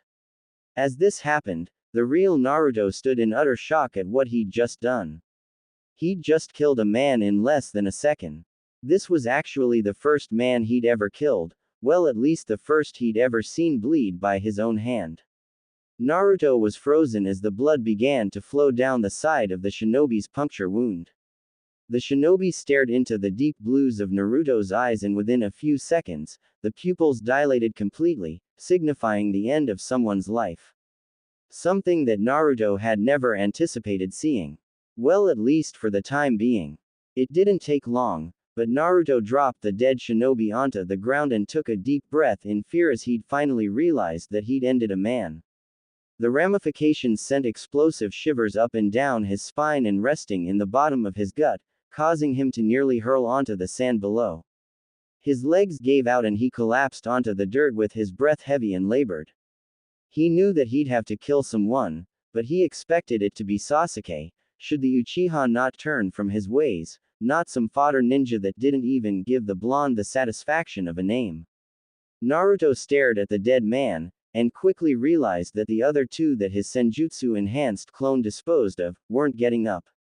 His eyes widened when he found that the Rasengan were actually killing their enemies. They were not only rendering them unconscious or even immobile or unable to mold chakra normally, but instead, they were actually taking the lives of other shinobi, other people. Naruto brought a hand to his chest and gripped his racing heart through his jacket and started to hyperventilate as the breaths took speed. His breath was fast and short, and his body started to shiver from his realization. He never meant to kill most of those people, probably just 2 out of how many people he'd shoved a Rasengan into. He looked down at his hands and found blood from the dead shinobi in front of him, drenching his hands and clothes. He freaked out and started backing away from the dead man, but ended up rolling down the side of the dune and landing at Karin's feet. The redhead was already waiting for him and placed a healing hand onto the blonde's chest, and the effects were immediate. The blonde started breathing softer and breathing slower. His glazed eyes were regaining color as his heartbeat slowed to a manageable rate. Naruto reached up and placed a hand against Karin's cheek and whispered something incoherent, right before passing out. Karin's eyes were wide and she quickly sent another blast of healing chakra into the blonde's body, trying to wake him from his sleep, but found that it was probably useless. Knowing how Naruto was, he'd be out for quite a while, maybe another hour or even 2 at the most. She looked back towards the top of the dunes and clenched her fists and glared back to the other side of the dunes and found some of the Iwa and Kumo teams fighting off the bandits or whoever they are, and sensed that many of the genin were starting to run low on chakra, despite having such high capacities. Karin, though, wasn't worried about the dunes and protecting the group. Instead, she was more worried about Naruto's mental state. For just a few minutes, went haywire, and Karin was quickly on alert, completely wary of what might happen this time, should something happen at all. Her heart tightened when she felt his genuine sorrow. She kept her hand on the blonde's chest and let out a silent whisper before sending another attack of medical ninjutsu. Suddenly, smoke shot off into the air, and explosions shook the area, and the bandits were forced back by Suna, Iwa, Kiri, Konoha and Kumo shinobi led by Gaara, the cage. The bandits took off towards Kami knows where, leaving Naruto and the rest of the group to the devices of the cage. Gaara dashed forward past the teams of examinees and gave Karin and Kuretsuchi knowing looks. It didn't take long for the two girls to catch on. With a quick motion, the two girls managed to redirect the attention with their teams and the others back towards getting to the final checkpoint to complete the mission. The only problem was that Naruto was on the verge of passing out, and he was too damn heavy with muscle for Karin to carry. The two teams looked back up towards the sky and found the sun was already starting to go down, signifying the near end of the second stage of the exam. Kuretsuchi and Karin tossed Naruto over to Akatsuchi and the burly Iowa Chunin caught Naruto and slung the boy over his back and the two teams took off through the dunes towards the checkpoint, or at least where they thought it was. They didn't know if it would be another genjutsu-covered checkpoint or a large building to finish off the test. It didn't matter now though. Karin was desperate to finish this exam and finally move past all of the bandits and into the final stage. But after nearly 10 minutes of silence, her crimson eyes widened as a large blob of chakra signatures showed up once more, almost as if they were fabricated from the air. Karin looked to Kuretsuchi and the girl gave one of the other teams following them another look. Kuretsuchi sped through a few hand seals and fired off a quicklime blob, encasing 5 of those bandits. Karin looked back up to the sky to see that half of the sun was already underneath the horizon. Kuretsuchi. The sun. Karin roared. We need distractions. Kuretsuchi howled out toward the genin teams following them. We need one now. From the sand dunes around them, bandits exploded outwards, showering the teams in sand and caltrops that were hidden in the large sand clouds. Karin, though, saw everything that the men were planning. A shinobi shot up from the side of the dune next to her with his sword drawn out, but Karin weaved around the attack and elbowed down, sending the man face down into the sand. She looked over to see Akatsuchi trying his hardest to fight off the desert bandits while still trying to keep Naruto completely fine and free of harm. Hiro was faring no better, but managed to defeat a few of the bandits in the process of his fight. Karin sensed a spike of chakra and turned right around and hurled a handful of shuriken towards the source faster than a blink of an eye, almost impossible in any normal situation. She blinked in surprise at her sudden, newfound skill and nearly passed out on the spot from excitement. She snapped from the thoughts almost immediately and ran over to Akatsuchi and started motioning for the Iowa team to follow closely. Kuretsuchi-sama. One of the genin hollered. We'll do our best to hold them off for the time being. Go and finish this test. Kuretsuchi was surprised and was planted on the spot, until Karin started pulling on the black-haired girl's arm, breaking her trance. The redhead grabbed Kuretsuchi quite hard and almost started dragging the Iowa kunoichi through the sand in the last attempt to get them to the end of the exam. Karin pulled the girl a little harder, breaking Kuretsuchi from her trance. The pink-eyed girl stared in confusion but then realized that they were all running towards somewhere. What's going on? Kuretsuchi called out. We're heading towards the final checkpoint, but we have to move as fast as possible. The sun is already nearly past the horizon and we are about to fail this test. Karin quickly spoke. Gaara-sama had managed to force back a large group of the bandits, but a few still got away and are in pursuit of us. So get yourself together and run. Kuretsuchi nodded and followed after Akatsuchi as he bumbled through the sand dunes with Naruto waving on his back like a loose rag. But as the moments passed, they finally made it over one of the largest dunes in the desert so far, but once they got to the top, they saw a massive arena and a large closed building right next to the arena.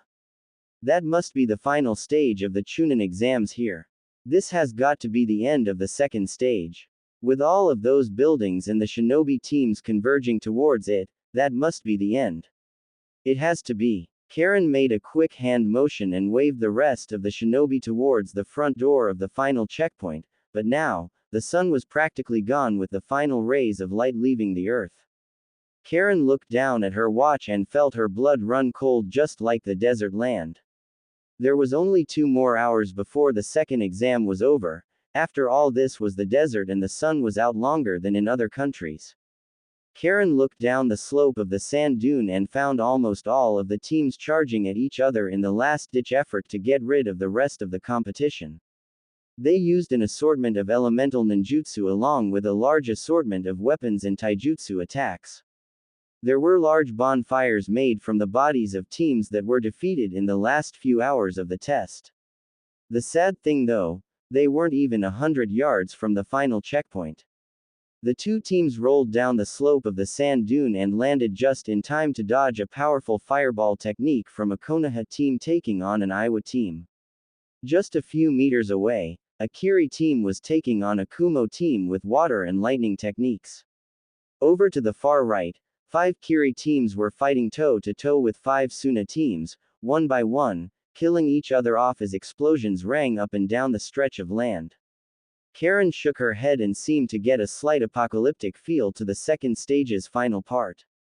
The redhead shouted over the commotion and the screams and managed to keep the two teams together and steady throughout the chaos. Fire rained down from the sky above and boulders were shot from below the sandy surface. Water globs from the mouths of experienced genin hit with wind techniques from some fan-wielding Suna shinobi. Akatsuchi ducked as a powerful ball of fire shot for his head and flew right above him, hitting a poor genin form Kiri with perfect accuracy, setting the kid ablaze. Karin's crimson eyes went wide at the sight and her ears were on the verge of bleeding from the ear-splitting shrieks the poor genin let out. Karin was terrified. This was probably a good reason to add to the list of reasons to why she didn't want to be a ninja anymore. Well, not that it mattered anymore, she was going to become a chunin soon for Konoha. The group dashed forward dodging elemental attacks and flying kunai and shuriken that came from all directions. Men and women were pulled beneath the sand surface using the Earth's suicide technique and others were gutted with sharp kunai, stained with the blood of the desert animals and other genin. Over from beneath dunes that surrounded the arena, a large host of scorpions and snakes plowed from the sand, showering the battlefield with sand. Genin broke from their fights and turned their attention of the natural defenders of the desert and tried their best to kill the creatures while receiving some debilitating casualties and even a few deaths amongst their ranks.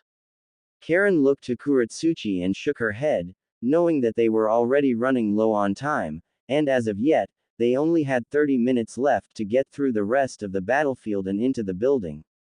Kuratsuchi agreed, although half-heartedly, and followed after Karin who followed after Akatsuchi. The burly shinobi held Naruto tightly and made sure that nothing would happen to the blonde shinobi. It was a bit of a struggle, especially since Akatsuchi had already taken a few kunai to the knees and shoulders as he tried his best to keep Naruto protected from the projectiles. "We're almost there," Karin cried out. Suddenly, from the sand, a large stone golem shot up, spraying sand into their eyes, and forcing Naruto from Akatsuchi's back and causing the blonde to fly through the air right before landing face first onto the sand below. Once the sand cloud dispersed, it came to reveal the golem ready to smash the blonde into the dirt. Karin's eyes went wide as her heart nearly stopped.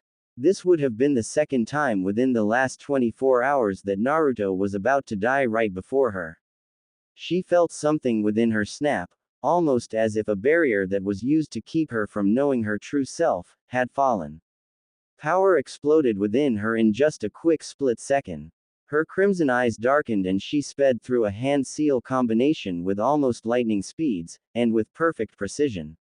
There was a strange glint in the girl's glasses and she finished her technique with the half-ram hand seal.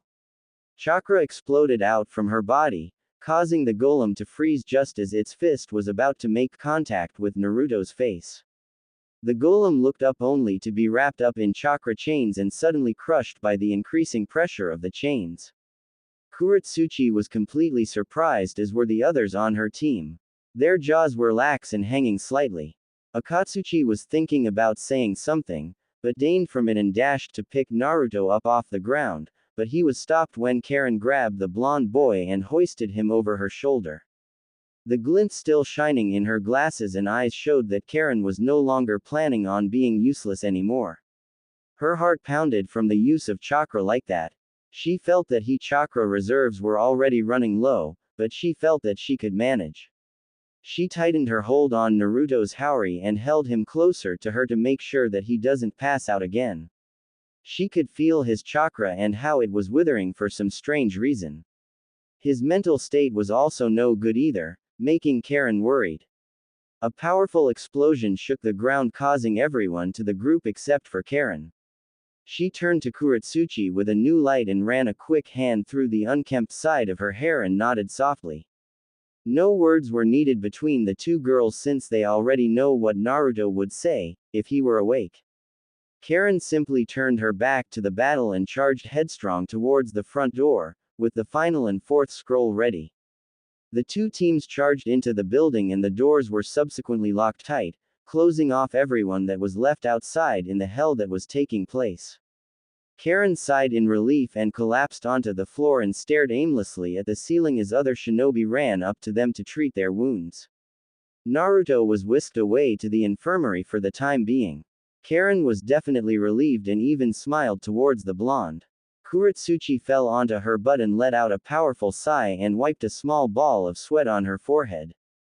She smirked a bit and nodded her head at Karin before turning away and heading off towards who knows where. Karin pushed herself from the ground and headed off towards the nearest waiting room after she turned her scroll into the Junin mediator, the final checkpoint.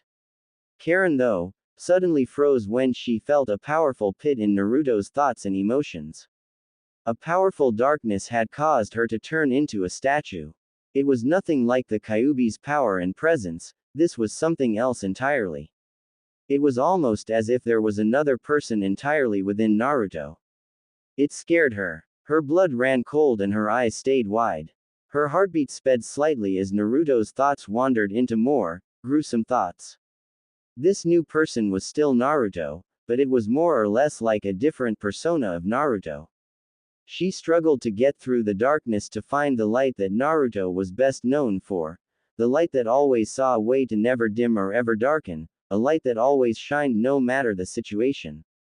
Karin was so confused, especially since Naruto wasn't harmed, at least as bad as she'd thought, especially after she and Kuretsuchi removed the bone from his aorta. Instead of him getting hurt, he finally saw his first kill. Karin thought quietly to herself. She'd seen a lot of death in her lifetime, as sad as it was to admit. But, never had she taken the lives of others, not even once. Well, you had to give the girl some credit. After all, she was just a lab rat that stayed with her test tubes and blood samples rather than going out into the real world to get some actual combat experience. That was for people like Naruto and Sasuke. It didn't take long, but Naruto was now back onto his feet and started shouting the normal things that Naruto would normally shout about, but there was something different about him. Karin stared at him for a good 10 minutes before realizing that Naruto was probably just being his normal self and was struggling to keep his wits about him.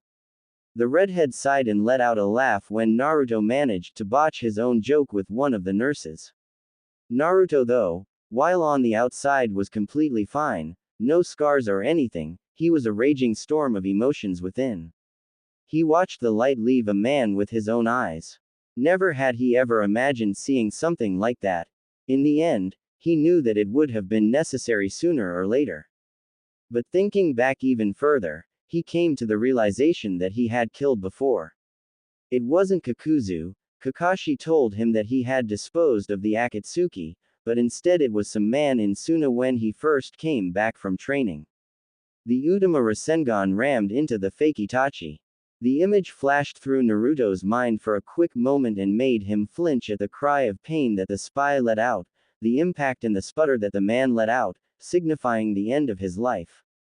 Naruto shook his head and adopted his mask once more and smiled softly at the shinobi and nurses looking over his vitals. Tsunade soon walked into the room and gave Naruto a good bonk on the head and ruffled his hair. The Hokage was worried after some of the reports about bandits in the desert, but felt that the only thing she should do was trust in Naruto's skills. She knew that this test was going to be brutal, but she didn't imagine it on this level.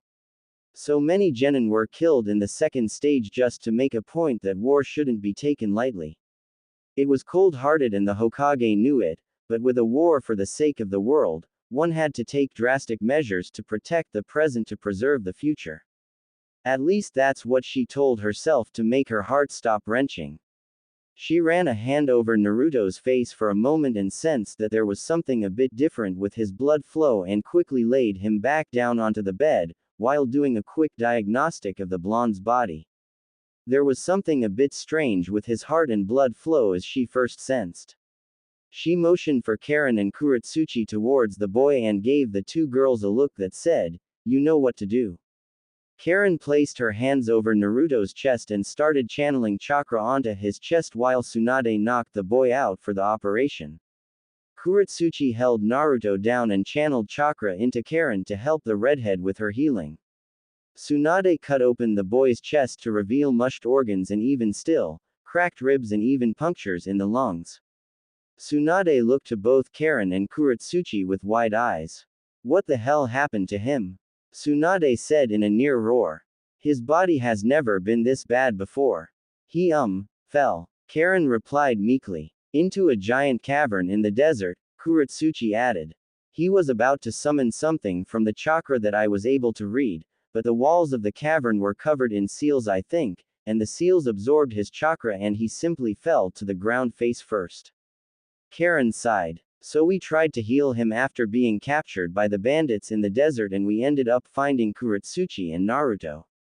A broken rib ended up getting lodged into Naruto's aorta and Kuretsuchi and I had to heal him. She used this technique called the Heart of Stone or something and she ended up making out with Naruto on the side. Way to spill every detail. Kuretsuchi stomped on Karin's foot and the two ended up butting heads and glared lightning bolts into each other's eyes. Don't tempt me, Firehead. You shouldn't tempt me either, Stone. Karin growled. Tsunade deadpanned at the interaction. This wasn't the way they should be acting, especially since Naruto needed their help. This was almost as bad as Ino and Sakura, and these two girls didn't even know each other outside of a few days ago. The Hokage shook her head and started channeling chakra into Naruto's body and started reforming the bone and the organs back to their original form. After all, it was getting gross to look at with all of the flesh turned into mush. No more than 15 minutes passed and Naruto was back on his feet smiling and laughing, filling the room with light and happiness. But Karin sensed something else within the boy. The Kyuubi was starting to flow more and more of its chakra into his system. Karin was able to tell that the smile spread on Naruto's face wasn't real, rather, it was yet another mask that the boy created so no one would worry about him. With nothing left to do in the room, everyone was quickly whisked away towards the massive arena on the western wing of the building. On the outside, Naruto and Karin were able to see a large band of shinobi from all nations escorting another even larger group of bandits from the desert with their hands on their heads. The shinobi had masks on covering their faces, giving no distinction between the different shinobi, but their clothing gave their nationality away. Karin tilted her head as she stared out into the desert, stopping in the middle of the hall. Naruto stopped as well and looked out the window wondering what the girl was on about, but he couldn't tell what she was so mesmerized about. Not wanting to find out, Naruto quickly grabbed her and dragged her towards the doors down the hall. There were about 15 other teams built up at the door with them waiting with their sensei and teammates. Naruto raised an eyebrow and looked to see Kuretsuchi and her team standing at the door with small smiles on their faces. Naruto and Karin nodded at the Iowa team and took their place at the front of the door. All heads were snapped to the Junin in charge and awaited instruction. Suddenly, behind all the teams, the hall shut off as a pair of doors slammed closed behind them. Naruto turned to Karin and visibly gulped, letting the redhead know of his nervousness. His bright blue eyes scanned the contestants in the room wondering what was going on, but the ground shook beneath them and they all started to rise. Naruto looked back to Karin to see her with a raised eyebrow. She narrowed her eyes and gave the blonde a subtle nod before fixing her glasses. She ran a hand through her unkempt side of her hair and stepped closer to Naruto. She too scanned the room with her crimson eyes. Kuretsuchi and her team were doing the exact same with Akatsuchi behind Hiro and Kuretsuchi. They wanted to make sure that they wouldn't be ambushed in the dark. But just as their nerves started grating at their sanity, light started to pour through the darkness, illuminating the room. Naruto sighed in relief, but only Karin heard it. The redhead let a small smile grace her dirty face and looked up to Naruto to see him already sweating. That's not a good sign. Karin thought. That is definitely not a good sign. Something must be getting to Naruto if he's already sweating. I doubt it's that he killed someone, it has to be the Kyuubi at work here. If only Karin hadn't been so right. Naruto's heart rate was racing as the Kyuubi thrashed in its cage. There was also nothing Kushina could do. With the cage in the way, Kushina couldn't shoot her chakra chains out and bind the Kyuubi once again. The only way for the fox to calm down was for Naruto to control the damn beast and tame it. Naruto was struggling for control of his body and was afraid that the fox would take over his body during the finals, which was something that was preferred not to happen. As of now, Kushina was shouting at the Kyuubi to calm down and trying to hold the cage sealed with whatever power she had left without disappearing. Disappearing wasn't part of the plan, and that was something that Kushina was trying her hardest to avoid. Naruto was going to need her later on if he were to take on the Kyuubi. The Uzumaki knew it, but Naruto didn't. Now, the doors swung open, revealing another arena filled with sand and stands that shot up in the air with people filling every seat. There were 5 sections, and each section was segregated by village and nationality that the people were from. Naruto and Karin looked up to see the largest section that had the flags of Konoha and Hai no Kuni waving in the wind above. In the stands they immediately recognized the Konoha 11. All were present to cheer the two on, along with Konohamaru, who had apparently made it to the final round of the test. Ino was cheering the loudest of the 9, scaring a few of the Chunin and Junin with her cries. Ino made sure Naruto could see her, and once the two made eye contact, the blonde bombshell gave him a not-so-subtle wink and even blew him a kiss for good luck. Karin clenched her fist and glared at Ino with her lens getting some serious glare from the rays of the sun above. Naruto laughed out and gave Ino a smirk and waved softly, letting the girl know he got her gifts.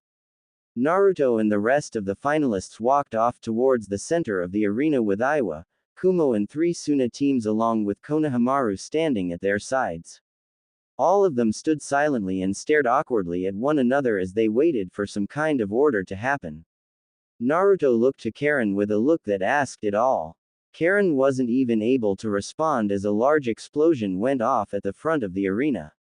Karin looked to Naruto with confusion evident on her face. Karin was waiting for a response, but she was suddenly thrown to the ground by Naruto. The boy shot up with a kunai and blocked a flurry of shuriken. Naruto then hurled the same kunai at their attackers and grabbed Karin off the ground and charged away from a fireball flying at them. What the hell is going on? Karin screamed out as an earth jutsu exploded just a few meters away. What are we supposed to be doing right now? I think it's a free-for-all match right now. We need to survive for a certain amount of time, I guess. Naruto replied over some explosions and roaring applause. Come on then. Karin jumped away from Naruto with her chakra flaring in all directions, sensing everything and anything that was on its way towards her or Naruto. A kunai laced with Raiden chakra was flying towards her, but she drew out a kunai and blocked the projectile and even managed to calculate the right angle at which she had to block it at to send the attack right back at the owner. Karin ducked as an Iwa genin with rock fists held together with chakra whizzed above her. With a quick thought, she shot her kunai up and dug the knife into the genin's gut and quickly pulled out to make sure not to kill the kid. Karin was so preoccupied with the genin that she didn't realize that there was another Iwa genin underneath her.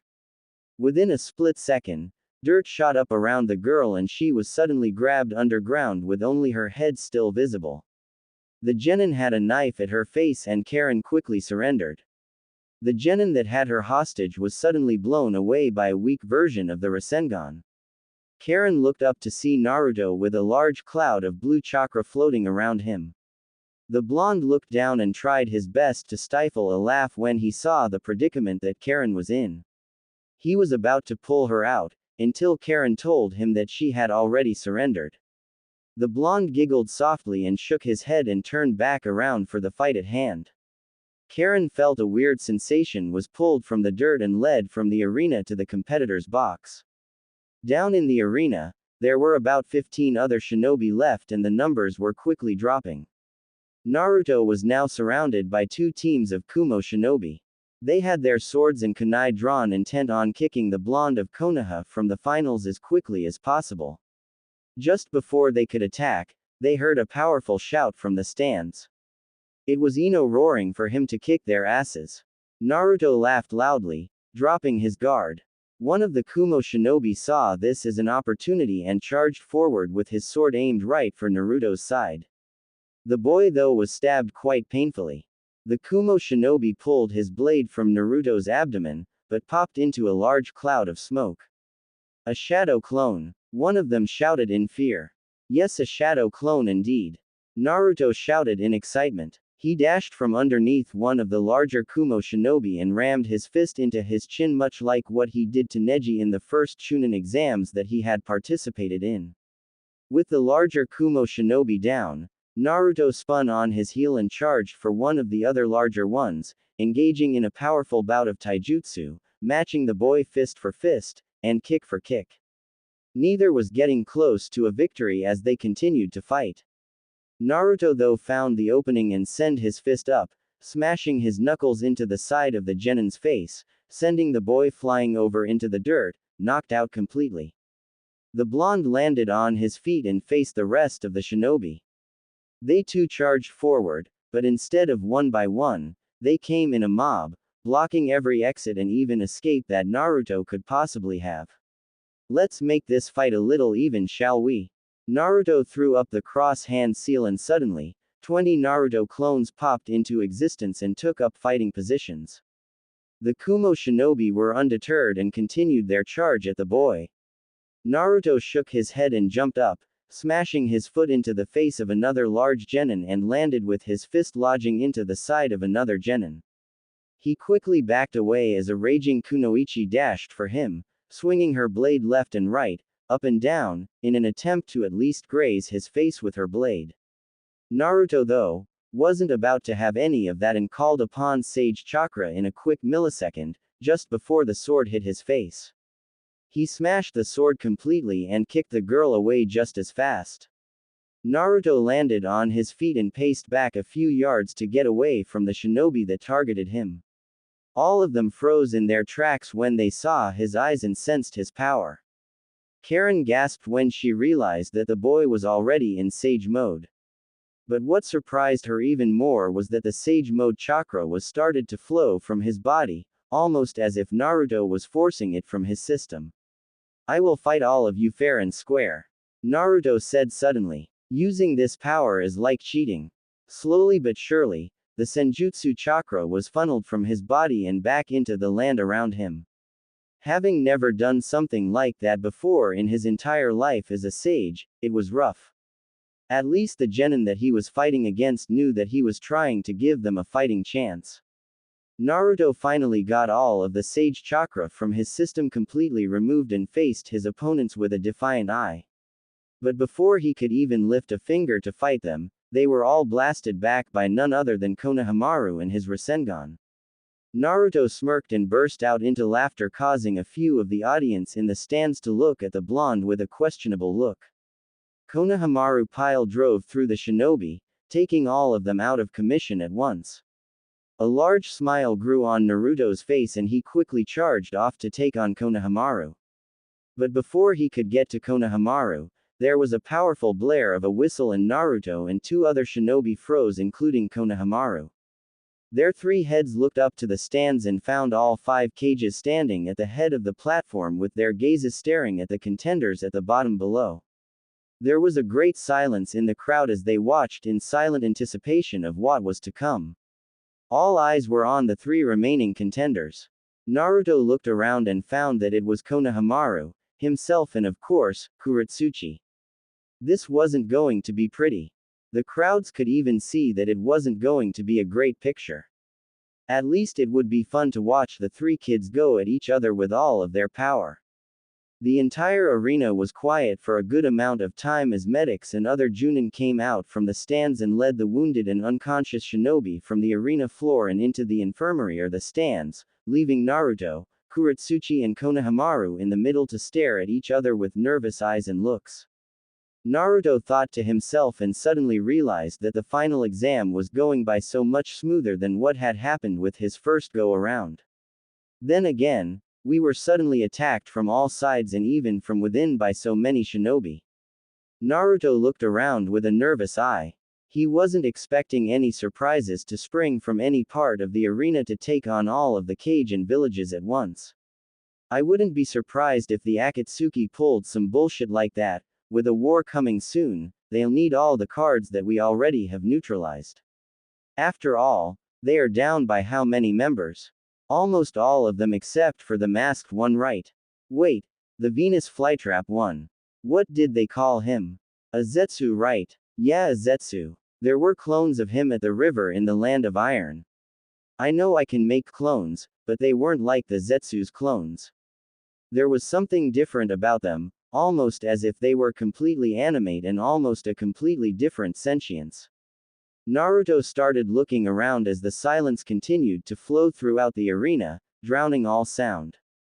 If the Akatsuki find a way to multiply that thing into more and full-bodied beings, then the Alliance might have an actual challenge ahead of them.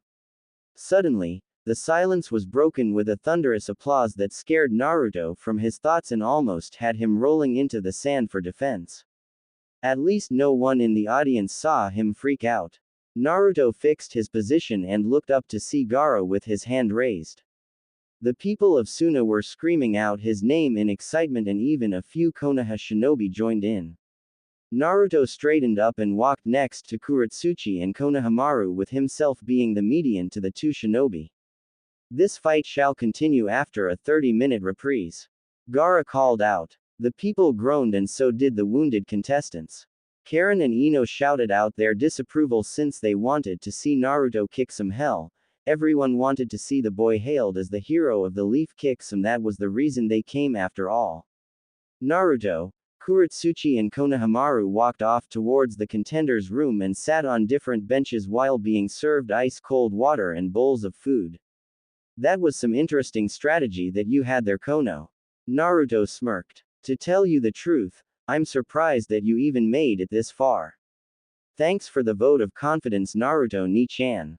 Konohamaru deadpanned. It doesn't matter now. Kuretsuchi smirked. Neither of you will win this. And what makes you so sure of yourself? Naruto smiled. After all, I am by far the strongest one of the three of us.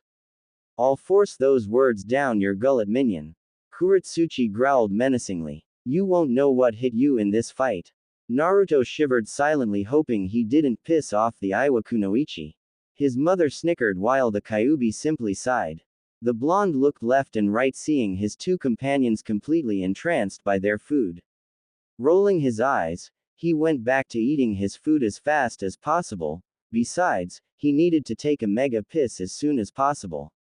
He threw down his wooden bowl and charged off for the nearest restroom to relieve his already overfilled bladder. With a quick motion, he managed to empty his entire amount of piss just in less than 10 minutes, leaving him with about 15 minutes left to take a quick power nap. He smirked softly and turned to wash his hands, but there was a sudden feeling residing within him, almost as if his stomach was about to turn over. Then his body froze and his muscles clenched almost as if he were holding in a powerful fart.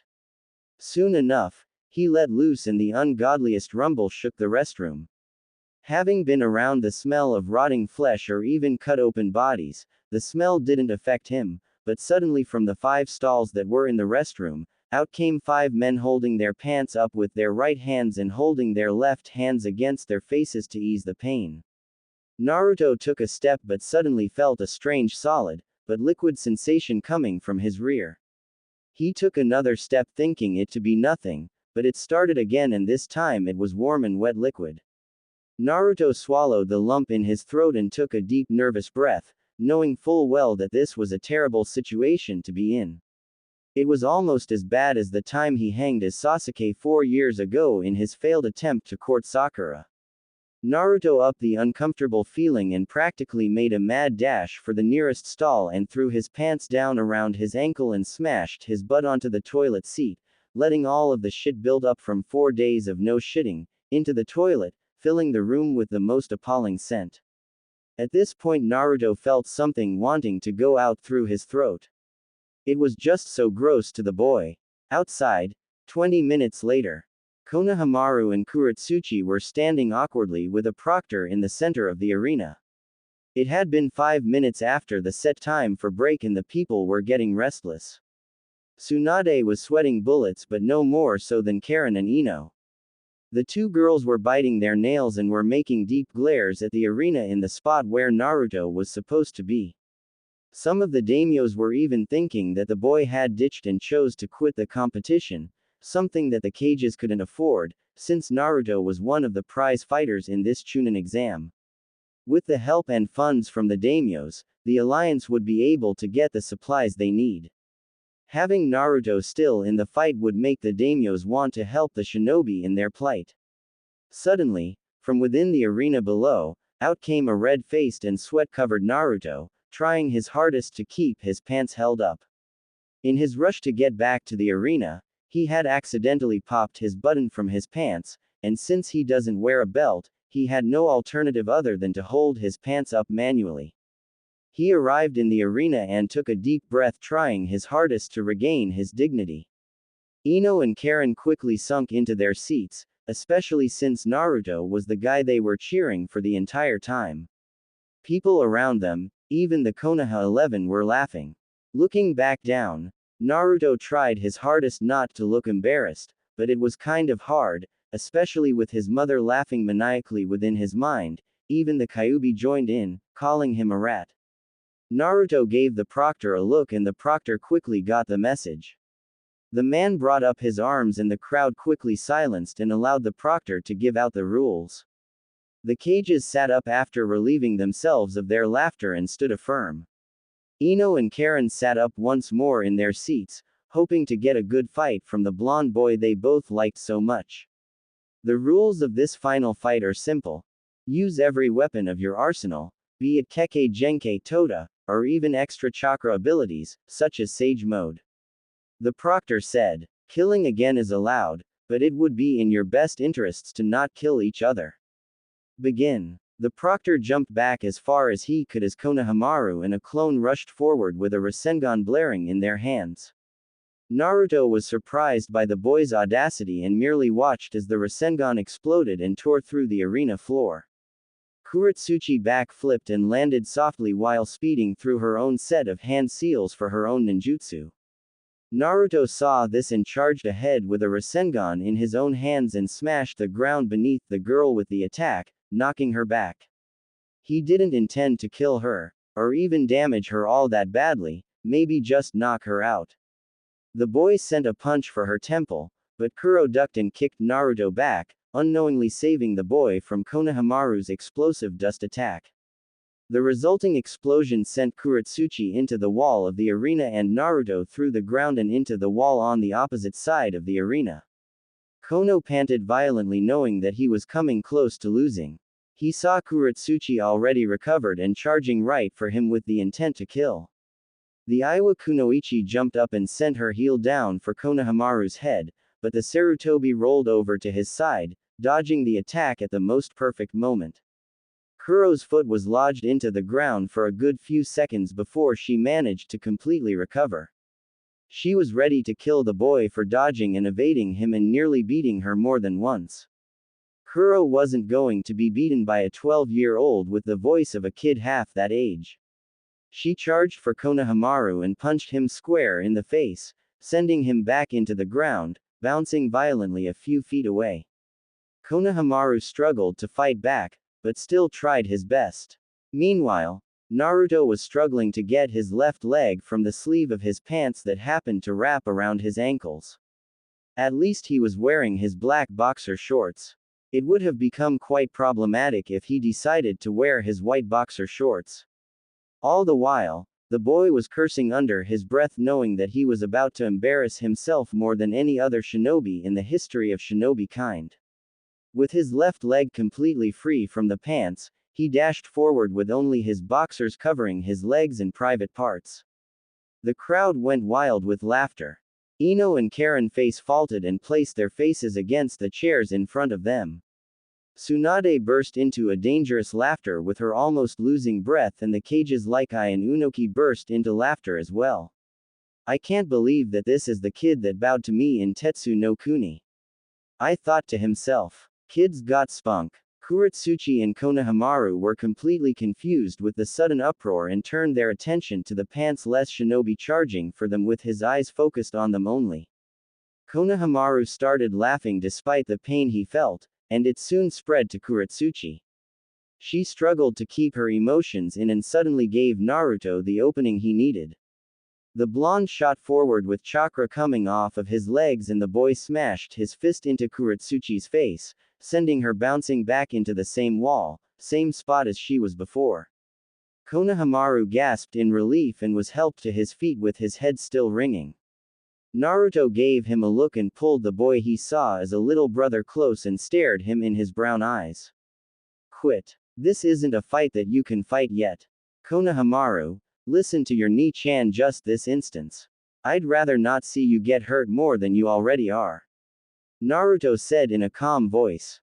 But, you're still young, Konohamaru. Besides, after what you probably experienced in the second stage of the test, I doubt that you'd like to go to war. Naruto added. Fine. Konohamaru sighed with a broken heart. Proctor, I surrender from the fight. Before Konohamaru could disappear, he flashed Naruto a thumbs up and started pointing at something. Naruto was confused and followed his eyes to the back of his boxers and found a large light brown stain that went up and down the rear. Naruto's face went hot as a powerful red blush covered his entire face. He snapped towards the opposite direction and watched as Kuretsuchi pushed herself from the wall. Kuretsuchi was huffing and puffing out of frustration. I am embarrassing my people and my family. Kuretsuchi glared menacingly at the last Konoha shinobi left in the arena. I am getting tossed around like a ragdoll by a child. Now I have to fight Naruto-kun, damn it. I will not surrender. Uganden no Jutsu. Kuretsuchi sent forth a powerful barrage of lava bullets that cooled into rock bullets. Naruto's blue eyes went wide as the projectiles came rushing for him at nearly lightning speeds. With a quick summoning of Senjutsu chakra, he grabbed each projectile in midair and spun around on the heel of his foot, and hurled the rocks back at their owner at the near same speed as she did. In the midst of her confusion, Naruto dashed forward while calling in as much Senjutsu chakra as he could before they closed the distance. Now, Naruto jumped forward and sent his fist forward, but Kuretsuchi dodged it. Little did she know, she didn't actually dodge the attack. An invisible force smashed into the side of her face, sending her in a different wall this time. Kuretsuchi was hyperventilating from frustration at this point and pushed herself from the wall with fire burning in her eyes. I dodged that attack, damn it. Kuretsuchi glared at Naruto, knowing that words couldn't and shouldn't be spoken at this time. I'll get him this time. Sekaigyo no Jutsu.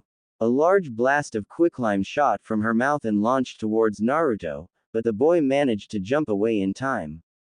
Kuretsuchi knew that he'd do that and jumped as high as she could and sped through yet another set of hand seals and held her hand up to her mouth. Sweden. Mizoripa. A large blast of water shot from her mouth and nearly hit Naruto on a few occasions, but because of his Senjutsu chakra, he was able to catch onto the warpath of the attack and managed to weave around the large stream of water. In the midst of Kuretsuchi's blind rage, she didn't realize that Naruto made a team of Senjutsu-enhanced clones. Without a spoken word, the clones hurled the real him up into the air while one of the clones left behind distracted the still descending girl. Naruto, still in sage mode, formed a Rasengan as he closed into on the girl. She formed another set of hand seals and shot forward yet another Mizoripa, this time, making sure she got Naruto, or at least what she thought was Naruto. Meanwhile, Naruto closed in and slammed the Rasengan into her back and forced her into the ground below, smashing her 2 feet into the dirt. The blonde landed softly and turned back around before realizing that he was still devoid of pants. He took a deep breath to make sure that he wasn't about to embarrass himself yet again and walked up to the hole that Kuretsuchi was embedded within. The entire crowd was silent while some started snickering when they saw the light brown shit stains on the back of his boxers. Ino and Karin watched with bated breath as the shinobi came closer to one of the most powerful adversaries that he'd fought since Pain. Naruto looked into the hole to see that Kuretsuchi was indeed knocked out. Naruto looked to the proctor as he checked her vitals and gave Naruto a nod. The proctor took the boy's hand and raised it up into the air, and with a big smile and an even bigger voice, he called out Naruto Uzumaki as the winner of the Chunin exams of Sunagaku. All the while, Kuretsuchi was carefully pried from the hole she was embedded within. Damn it, I overdid it, again.